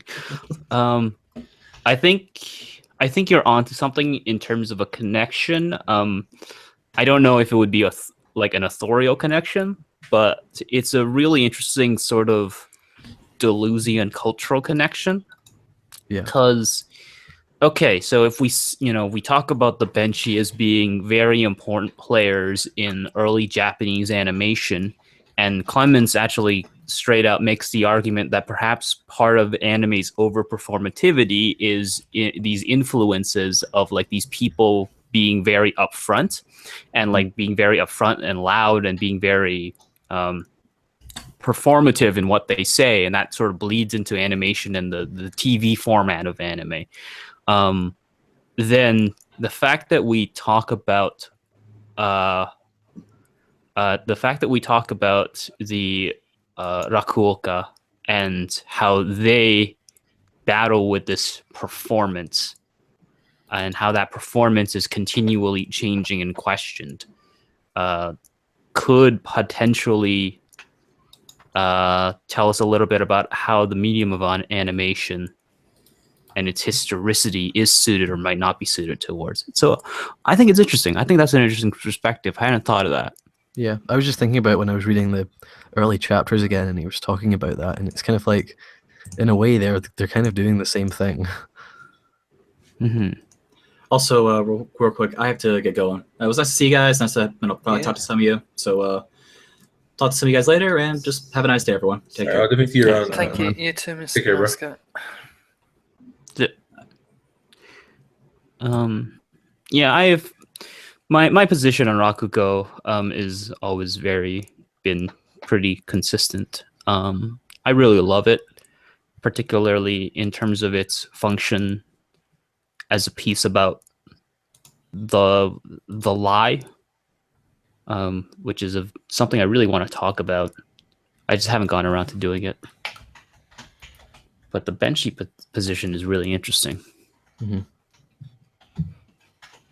I feel like it needs to be talked about more, especially because I'm seeing when I've done my seasonal video, especially people are like, "There's no good anime coming out" and stuff like that. Because this year has been a bit quieter in terms of those kind of shows, but they do exist, and Rakugo is like, I think everybody should know about Rakugo. Yeah, this season seems to maybe be the heavy hitter for this year. Definitely.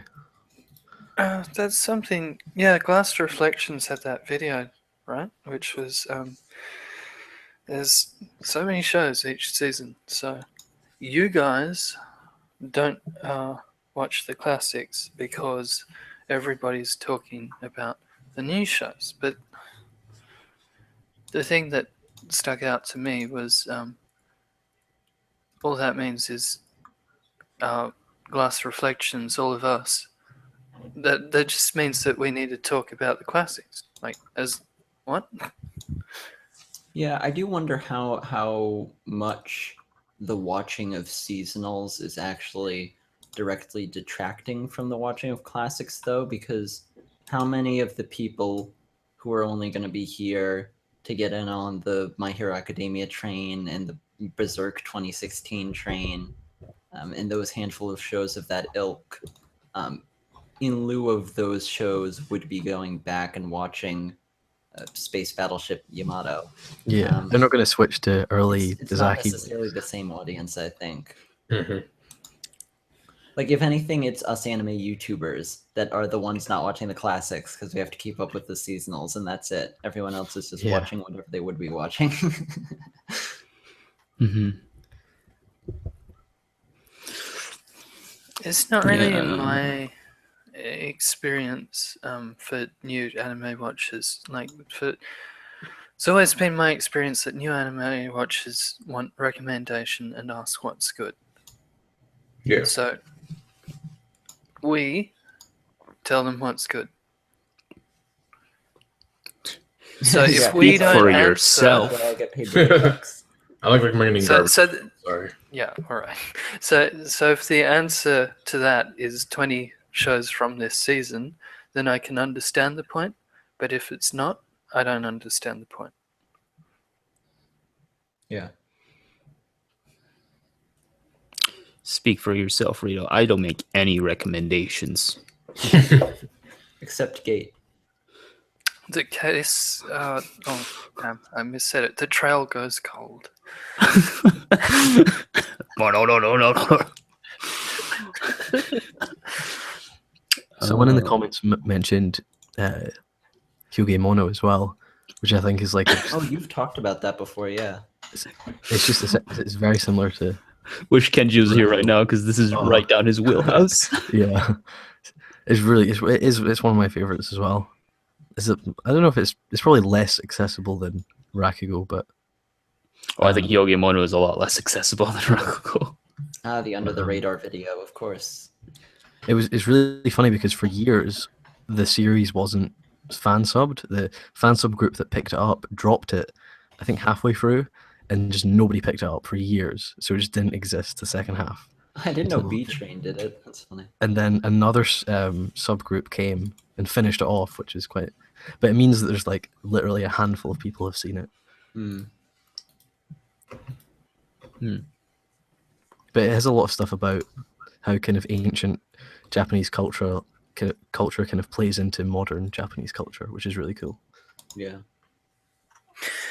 Yeah, that show did get skipped over because it didn't receive subtitles, right? Until It wasn't way later. finished. Yeah, it wasn't finished Yeah. subtitled for a while. It's like 39 episodes or something like that. So it's like it's Yeah. not even like you can just hop in and watch it and that's it. It's so good though. I wonder how many people have. I remember when I remember when I made that video on it. My video got a couple of thousand views, and my video had more More like views members than the show had members. yeah on Mal. Oh, yeah, my favorite one is I forget is it Thomas?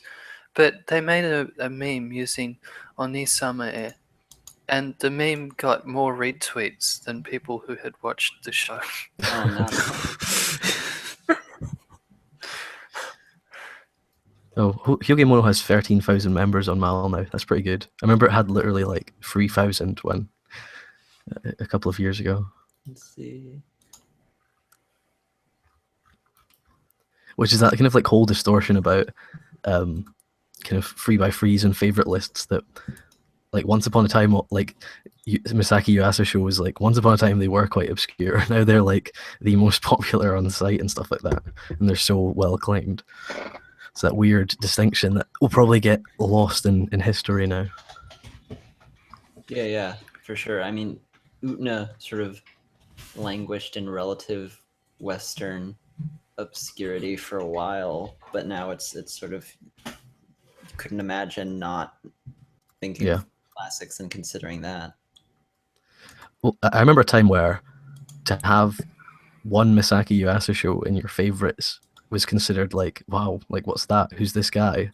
And now he's probably like one of, if not the most celebrated individual in the Western community. Who's this He's hip and certainly, like, the upcoming face youth? of modern Who's this hip artsy and anime upcoming? directors. Like I Oh, went to man. see both his new movies, and both screenings were sold out like instantly. Yeah. The biomechanical god has dropped. Oh, sorry, biomaniacal. Bio Gundam. Learning a different language isn't that hard. Bio Gundam, do you speak another language? No, he doesn't. He He also speaks said subs binary. become worth less if you speak Japanese, which raises 3 questions. How much are subs worth? Are you speaking Japanese when you watch a show? And one other which I forgot. I've I don't know. I find subs like even like obviously my Japanese is still really shitty, but I find subs really interesting even when like parts I do get it, because you can see the sort of sociolinguistic disconnect Yeah. that happens. Also, if you actually watch Japanese TV, you'd see that it has Japanese subtitles.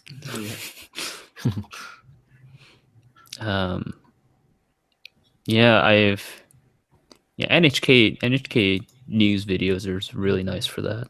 I've been watching some of NHK News Easy, and I'm getting bits and pieces, so it's not going nowhere, thank God. You know, only NHK I've ever watched news-wise is NHK World, or it's just complete English. So that doesn't mean shit. I only know some basic phrases like "Oni-chan moi moi," which means "Can you give me directions to the train station?" Give me directions to the train station. Oh dear. Is Jitensha train? Hmm? Or am I just Jitensha? Wait, did you say Jitensha? Jitensha?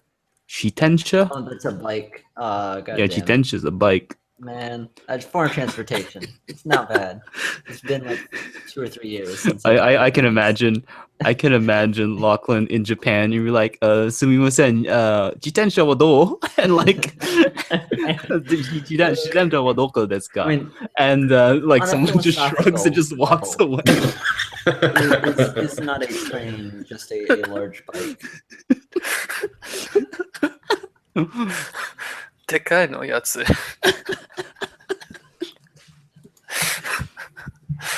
Oh, great. Yeah, I'm afraid I'm gonna have to head out too. Thank you very much for the stream. Lewis, Alright. do you have a Twitter or something? Yeah, I'll link it in the chat. Cool. Unfortunately, I have to have an underscore in my username because my actual username was stolen in 2011 by a guy who just named his Twitter anime porn and made one tweet. Hey, I relate, man. Some random ass guy squatted into it, and I was pissed. On your Cool. channel? Following you. No, like the on Twitter. Yeah. Oh, All right. Lord. Have a nice guy. Alright, What? shit. Have a. I see you, Rita.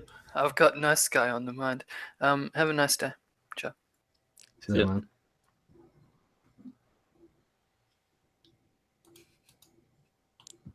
It's been an interesting live stream this has.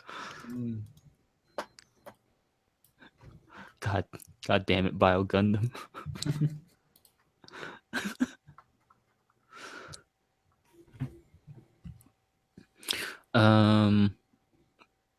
Yeah.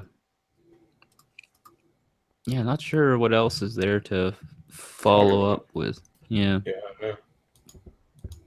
I mean, how have y'all been? I've been pretty solid, man. The school's kicking my ass. What about you study? I said school's just kicking my ass, man. Oh no, what do you study? I'm a CS major, What? computer science. Oh, okay, cool.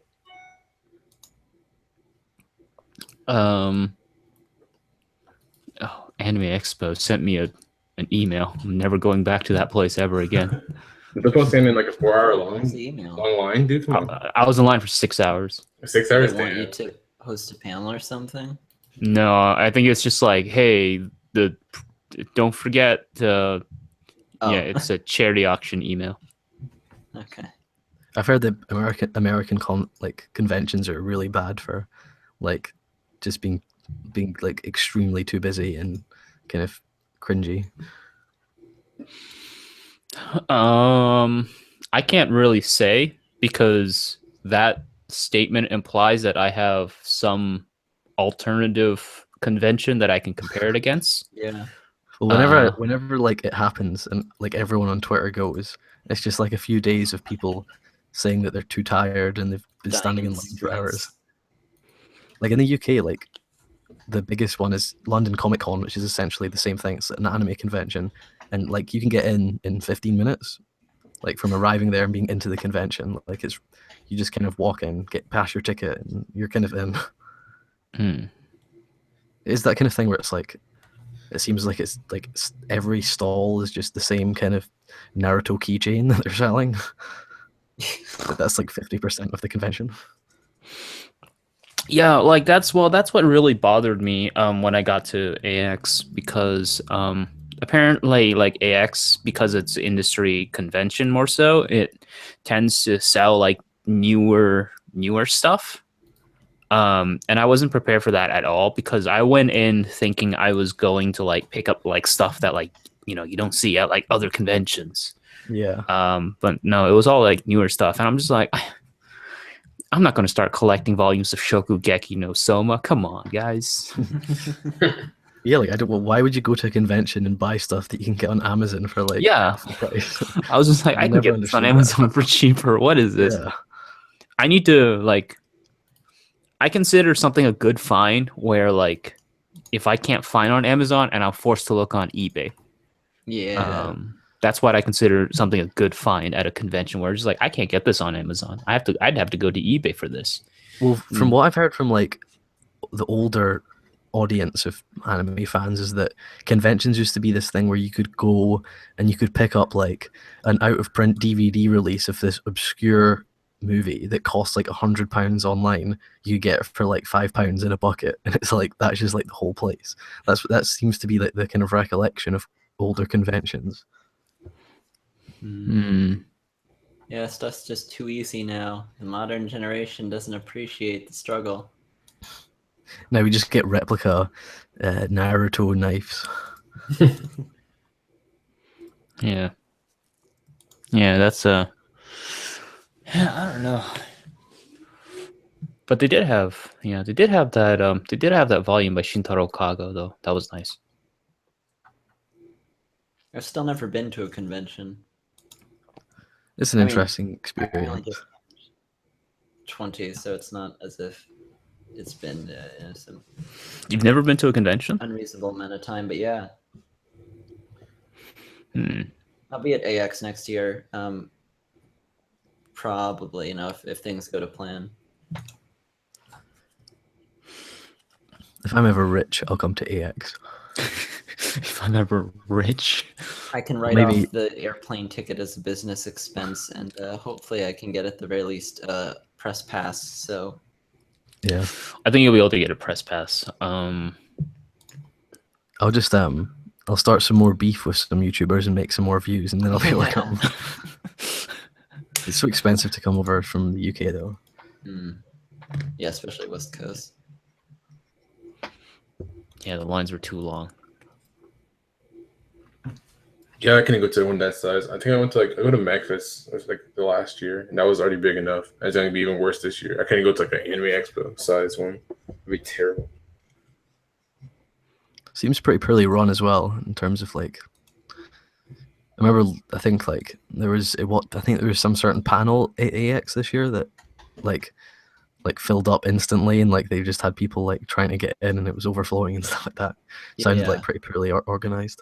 By all accounts, it was an absolute mess. We'll see. I mean, sometimes unmitigated disasters such as that lead to a real tightening of the ship next time around. I'd like to go to the American one day though, just because so much of the community are there. It would be cool to meet people.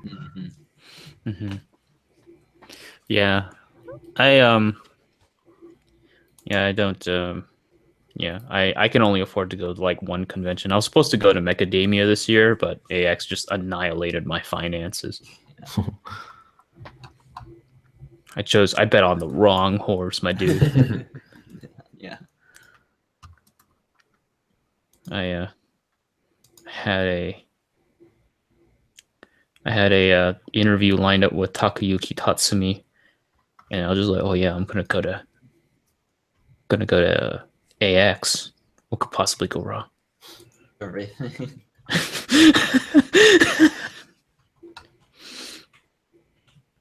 I did go. It'd be cool to like, record some interviews and stuff like that. But you could make some really cool kind of video content there. Because like Or just get wasted. people like, yeah, that's what we normally do at the London Comic Con. I think I usually spend about 3 hours in the whole weekend actually in the convention center. That reminds me, Bio. Why do you keep calling me Pause?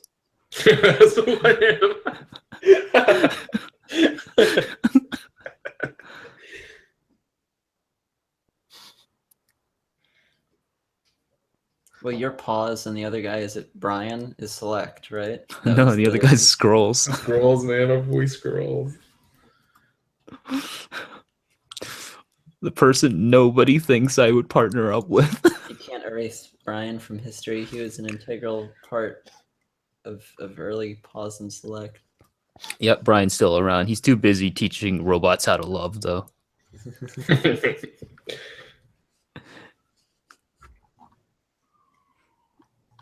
All right. Yeah, no, like yeah, bio. Like, why do you think I would have money to pay for people going to hotels? That Patreon money. Yeah. I don't spend a single Patreon dollar like on myself personally. Um, unless you can consider me buying books for personal expense, you know. Anyhow,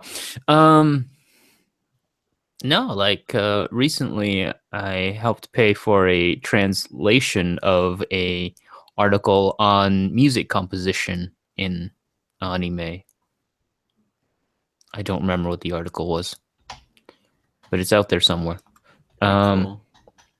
And I mean, like I bought Kenji that George Foreman grill, Oh, so nice. helping out the community. I thought like when I saw that on the Discord, I was like, "What the fuck?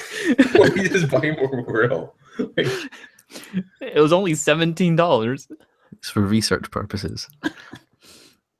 It was only $17, and I was like, yeah, I'm making a Reuben sandwich with my George Foreman grill, and Kenji was just like, damn, does that work? And I was just like, absolutely, and he was just like, oh man, all right, that's crazy, man. I should get one. I was like, you totally should. It's only like $15, and he's like, oh really? I'm just like, yeah, and he checks it up on Amazon. He's like, oh wow, it is only $15. That's crazy, man.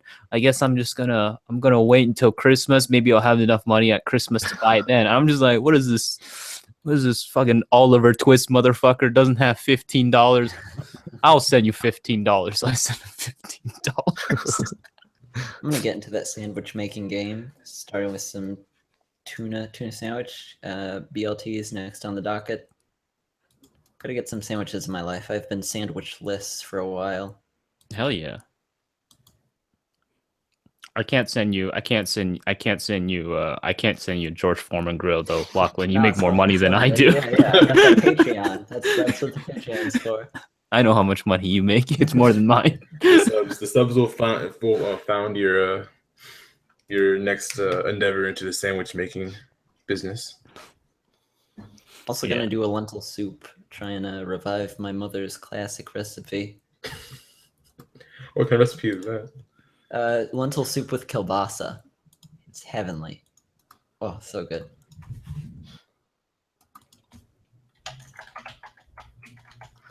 God, I need to start a Patreon if this is the kind of luxurious life you guys live. Yeah.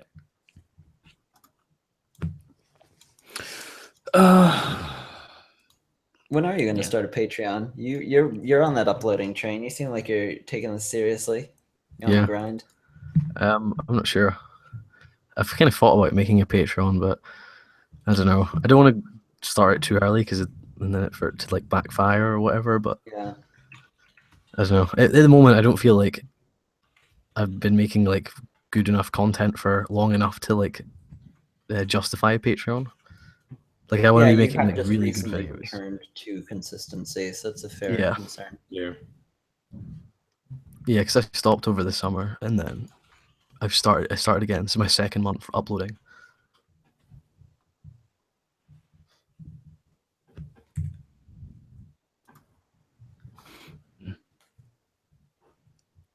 Reading anime books. Get on that research grind. Oh, my back. Is it The Soul of Anime is the next book club? Yeah, that the the soul next of the soul of anime is the next one. Sweet. Really Oh, got they already got a book out on the production of Neo Yokio? Nice. I got to pick up Really? that Lytton book up. Yeah, that would be interesting. Yeah. I just got to wait for Patreon to pay me so I can get it. I've been spending too much money on alcohol. That's where all my money goes.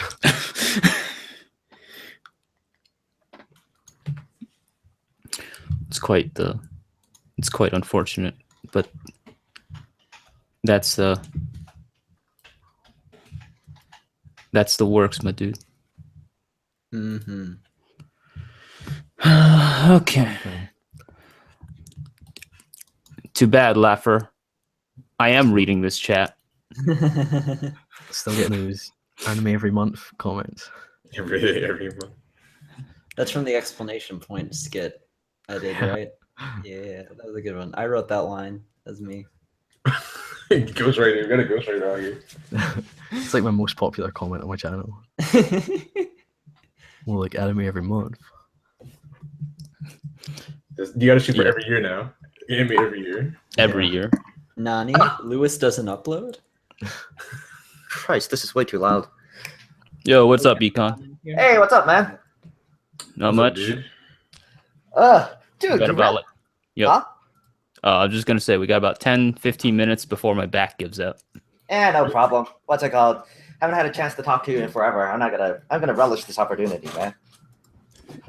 Oh shit, my peanuts fell. What? I have a jar of peanuts. Well, that's funny. I got a bag of Funyuns. I hope it doesn't fall. I wish I had food right now. I'm so fucking tired. Like, it was an 8-hour day. The goddamn Celta is backbreaking. Swear to God. What do you do again? Me? Right now, nothing. I'm taking a course in English language education, sponsored by Cambridge.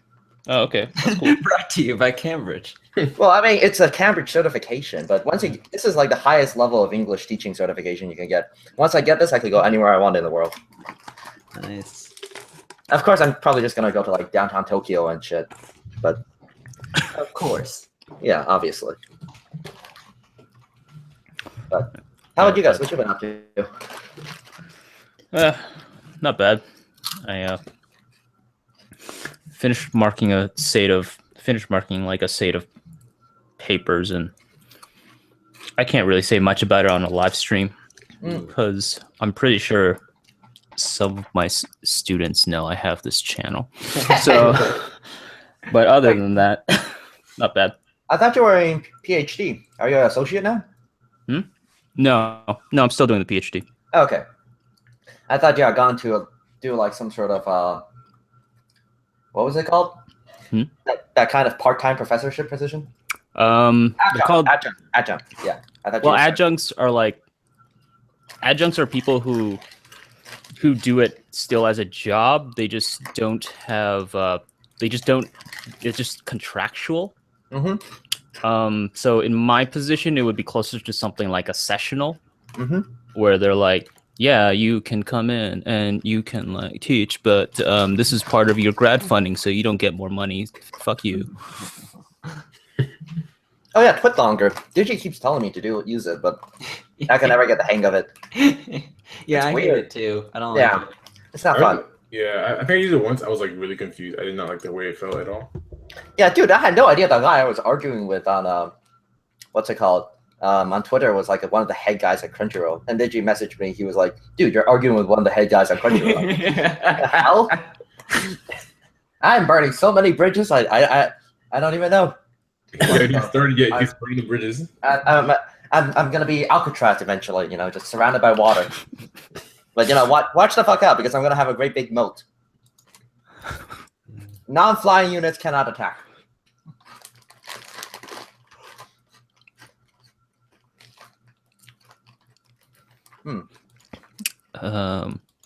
Yeah, so I've got a lot of people telling me to watch Blade Runner 2049. Has anybody here watched it? And if so, is it good? I have not seen it. It's I mean, short enough that it's not gonna like be much of a loss on your part. I mean, most people complain that it's too long. Really, it's still like a 3-hour movie. So. Oh wait, I was thinking of the anime one. Oh no! We're talking about the movie. Yeah. My bad. Like kids nowadays don't have the attention span for one of those big ass Ridley Scott productions anymore. They're like, God damn, something's got to blow up in the first 10 minutes, or the movie's shit. No, seriously though. Seriously though, like it bombed, right? It bombed. Did it bomb? Financially, yeah. Yeah. Oh, Actually, damn. the original didn't do great in theaters either. So. Yeah. I mean, it's a Actually great done a- movie. I think it's a great movie. I don't think it's as good as the original, but it's like a great movie. But it bombed because It's interesting you know, that the UK box office opening weekend was like better than the American one, which was I interesting. know, right? That's really depressing. What Well- else opened that week? What else opened that weekend in the movie was? I can't remember. Nothing. Nothing? Um, Really? People just don't want to see it. It does by now have almost a $200 million worldwide gross. So it's not as horrific as it was initially. That's against. I mean, like, Well, they'll still be making money from it in like 10 years' time because it's gonna Yes. have. I think you're like- underestimating how much money goes in producing these movies. no, there's still loss. Big Yeah, time, there's because still a there's huge loss. like 100. This is 200 million dollar loss at least. Because between the production budget and the advertising budget, which is Marketing is- generally Yeah. like 100% to 120% of production budget, Mhm. they're losing so much money. They probably spent like 400 million to 500 million on it, and the box office so far is 200 million. So it's not great Yeah. for sure. When will people learn that the reason they watch reboots is not because they want challenging ideas, but because they want something stupid and nostalgic, right? Yeah. What the fuck is this? Who you talking to? Jimmy, Is get this out of my Nino? room. Jimmy, get out of my room. Hey, Jimmy. Yeah, Oh Jimmy's my my God. pet now. He lives with me. Bitch, if you fucking call me a pet online again, I'm Oh, you are a pet. You are a fucking pet. No, like you're my Bandigo, Jimmy. I swear to God, say that again. Where's the fucking cable? Right here. Also, these are my. This is my That's good, headphones. Jimmy. I like That's good. that. Pass the fucking cable so I Hey, can hear hey, what they're hey, saying. Hey, give me Hey. back. Shut the fuck up. Hey, man, Wait, wait, hey, shut up. Hey, guys. Hey, What's up, Jimmy. what's up, Jimmy? What's up, Jimmy? How you doing? Yo, what's up? Hey, yo, I go on. Wait a minute. Is that Lewis? Yeah. Give back my doing fucking headphones. Don't how you doing me, you bastard. Anyway, nah, it's all good. It's all good. It's whatever. You want to join in? I got extra headphones. Nah, I'm good. I was about to take a nap anyway. Fucking You've Anyway, been sleeping constantly, man. constantly. Oh, maybe it's because I actually have to get up and fucking work in the morning. Yo, wait. I get up. You don't realize this. I've been working. Jesus Christ. Anyways, yeah, that's the whole thing. I'm picking up tomorrow. You want anything? What? I'm picking up tomorrow. You want any? I'm picking up tomorrow. Do you want any? Oh yeah, sure. All right. Give it like a half gram or something. No, scratch it out. Make it a whole gram. All right, then. Do you have $10 for A gram of what? What's it called? No, I'm gonna Hey, take dude. it off your rent, or I'll give you the cash tomorrow. All right. Like I'm obviously not at the bank right now. That's. Deal live on air. You can only get this premium Uh, content on the Plus and I Select don't know what to YouTube say. channel. Xantagon, you're chill dude. Lachlan. Hey, Stay. I don't think they can hear you. Can you hear Jimmy? Yeah, we can. Actually, He's loud enough to be heard from afar. What is this? Whose stream is this? this is Joe's. Anyways, give me like a gram and a half to 2 grams. Munchie coming over this Friday, so I'm gonna go smoke some weed with him. Wait a minute. Who? Munchie. With Hats Munchie? Yes. That Munchie? Yes, we're buddies. He's coming to Atlanta? Yes, we're gonna hang out. Isn't he like 16? Yes. How the fuck does he come to Atlanta alone? I don't know. Did you ever watch Home Alone? No, that's not what the world. I'm going to bed. Fuck this. I need to sleep. Hey, give me a cup of Calpis. A cup of Calpis. Yeah, give me a cup of Calpis. The Calpis is in the fridge, right? You know how to mix it? No. You don't know how to mix Calpis? I- Okay, it's That's a a quarter, Calpis? it's a quarter Calpis and 3/4 water. Just give me a cup of that. Thanks, bro. I love you. The viewers of this live stream must be so confused. Yeah, I don't know about Calpis. No. What is Calpis? The Japanese yogurt drink. Oh, Yeah, it's a okay. soda thing. It's very difficult to find in the States. They try to market it here, but it failed for obvious reasons. Right? Oh, this stuff. Okay, I know you're talking about now. Oh, also Calpis. Like, okay, got you. They tried to rename it Calpico, but everybody just called it Calpis anyways. I think I went to like an Asian store and I think my friend bought one. He's like, let me try it. I was like, oh, okay. I was Calpis Comic Theater. What? Calpis Comic Theater. That's a thing? Isn't that the let's see. Otsukare-sama. Karupis des. Yes, Bitch ass nigga. Calpis Comic Theater was you. the analog to World Masterpiece Theater, or the forerunner. Yeah, that's how you know we're good friends. It is. It's nice. It's really nice. Yeah, yeah. Especially- Comic, Kalpa's Comic Theater is what they called World Masterpiece Theater before they called it World Masterpiece Theater. Seriously? Yeah. Damn, learning something new every day. Thank you, Lachlan. Now I can appear even more pretentious when I talk about World Masterpiece Theater. Did you know that it was actually called? I'm not sure if that's like if Kalpis the drink existed back then and it was called that because they sponsored it or something. Yeah, it's That's probably because of that. coincidence. They sponsored it. They sponsored a lot of stuff Yeah. back then. Before like the the Guriko Morgiana scandal, right? Mm-hmm. Everybody know what that is? For what? The Guriko scandal. Calpis. Okay. Oh, okay. I know Calpis. Okay. But yeah, before the Guriko scandal, like food and drink companies in Japan did a lot of sponsorships.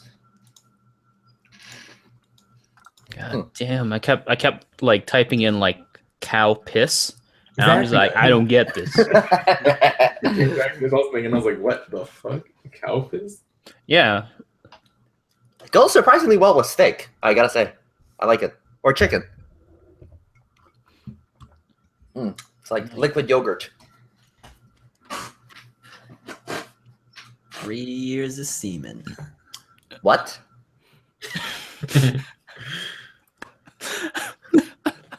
The fuck did you say? With glom 2 years. Okay, 2 years. okay. I 2 think years it was two. it was 2 years of semen made a glopping noise as a.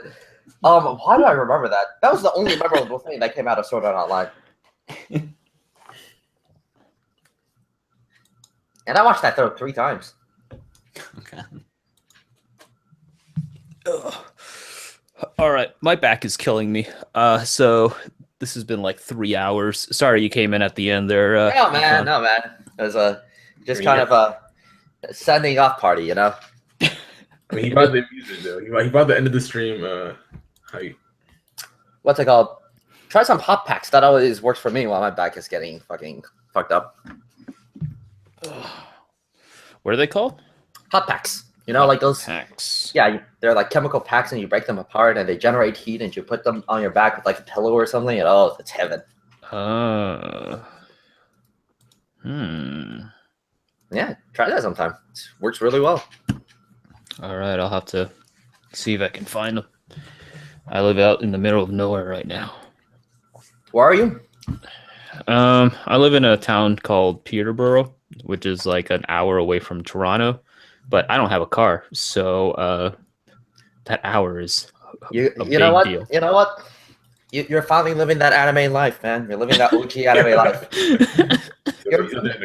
Especially, you're living that Anne of Green Gables life. That's what you're living. That's the life you want to be living. Yeah. That's right. This is my Akage. No. Akage no ad. Akage no ad. Akagi no Joe. Akage no Joe. Okay, now that just sounds kind of weird because now I'm imagining like Ashita no Joe living out in the countryside and boxing little kids and shit. It's like a crossover OVA between Akagi no An. Hell yeah. And Joe combine forces to take down Space Captain Harlock or something. I don't know. Thanks for everyone for showing up. Yeah, that's all I got. I don't know if anybody else has anything to add. No problem. Thanks for I think having we've covered us. I'm every glad to be possible here, dude. topic in this live stream. 3 hours long. Yeah. Yeah, what's it called? I saw you started it like while I was still at work, and I was like, man, gotta get off work. And then Atlanta fucking traffic, man. Atlanta fucking traffic. We had some pretty interesting discussions actually. Are you gonna upload this as like a unlisted video or anything? Yeah, I'm gonna make it unlisted. Oh shit. Sorry for not inviting you, Holden. I keep like the entire time I was just like, I gotta send him a link, but like I keep forgetting. Yeah. I just kept Poor Holden. forgetting. Poor Holden. But yes, I'll see you guys later. Yeah. Definitely.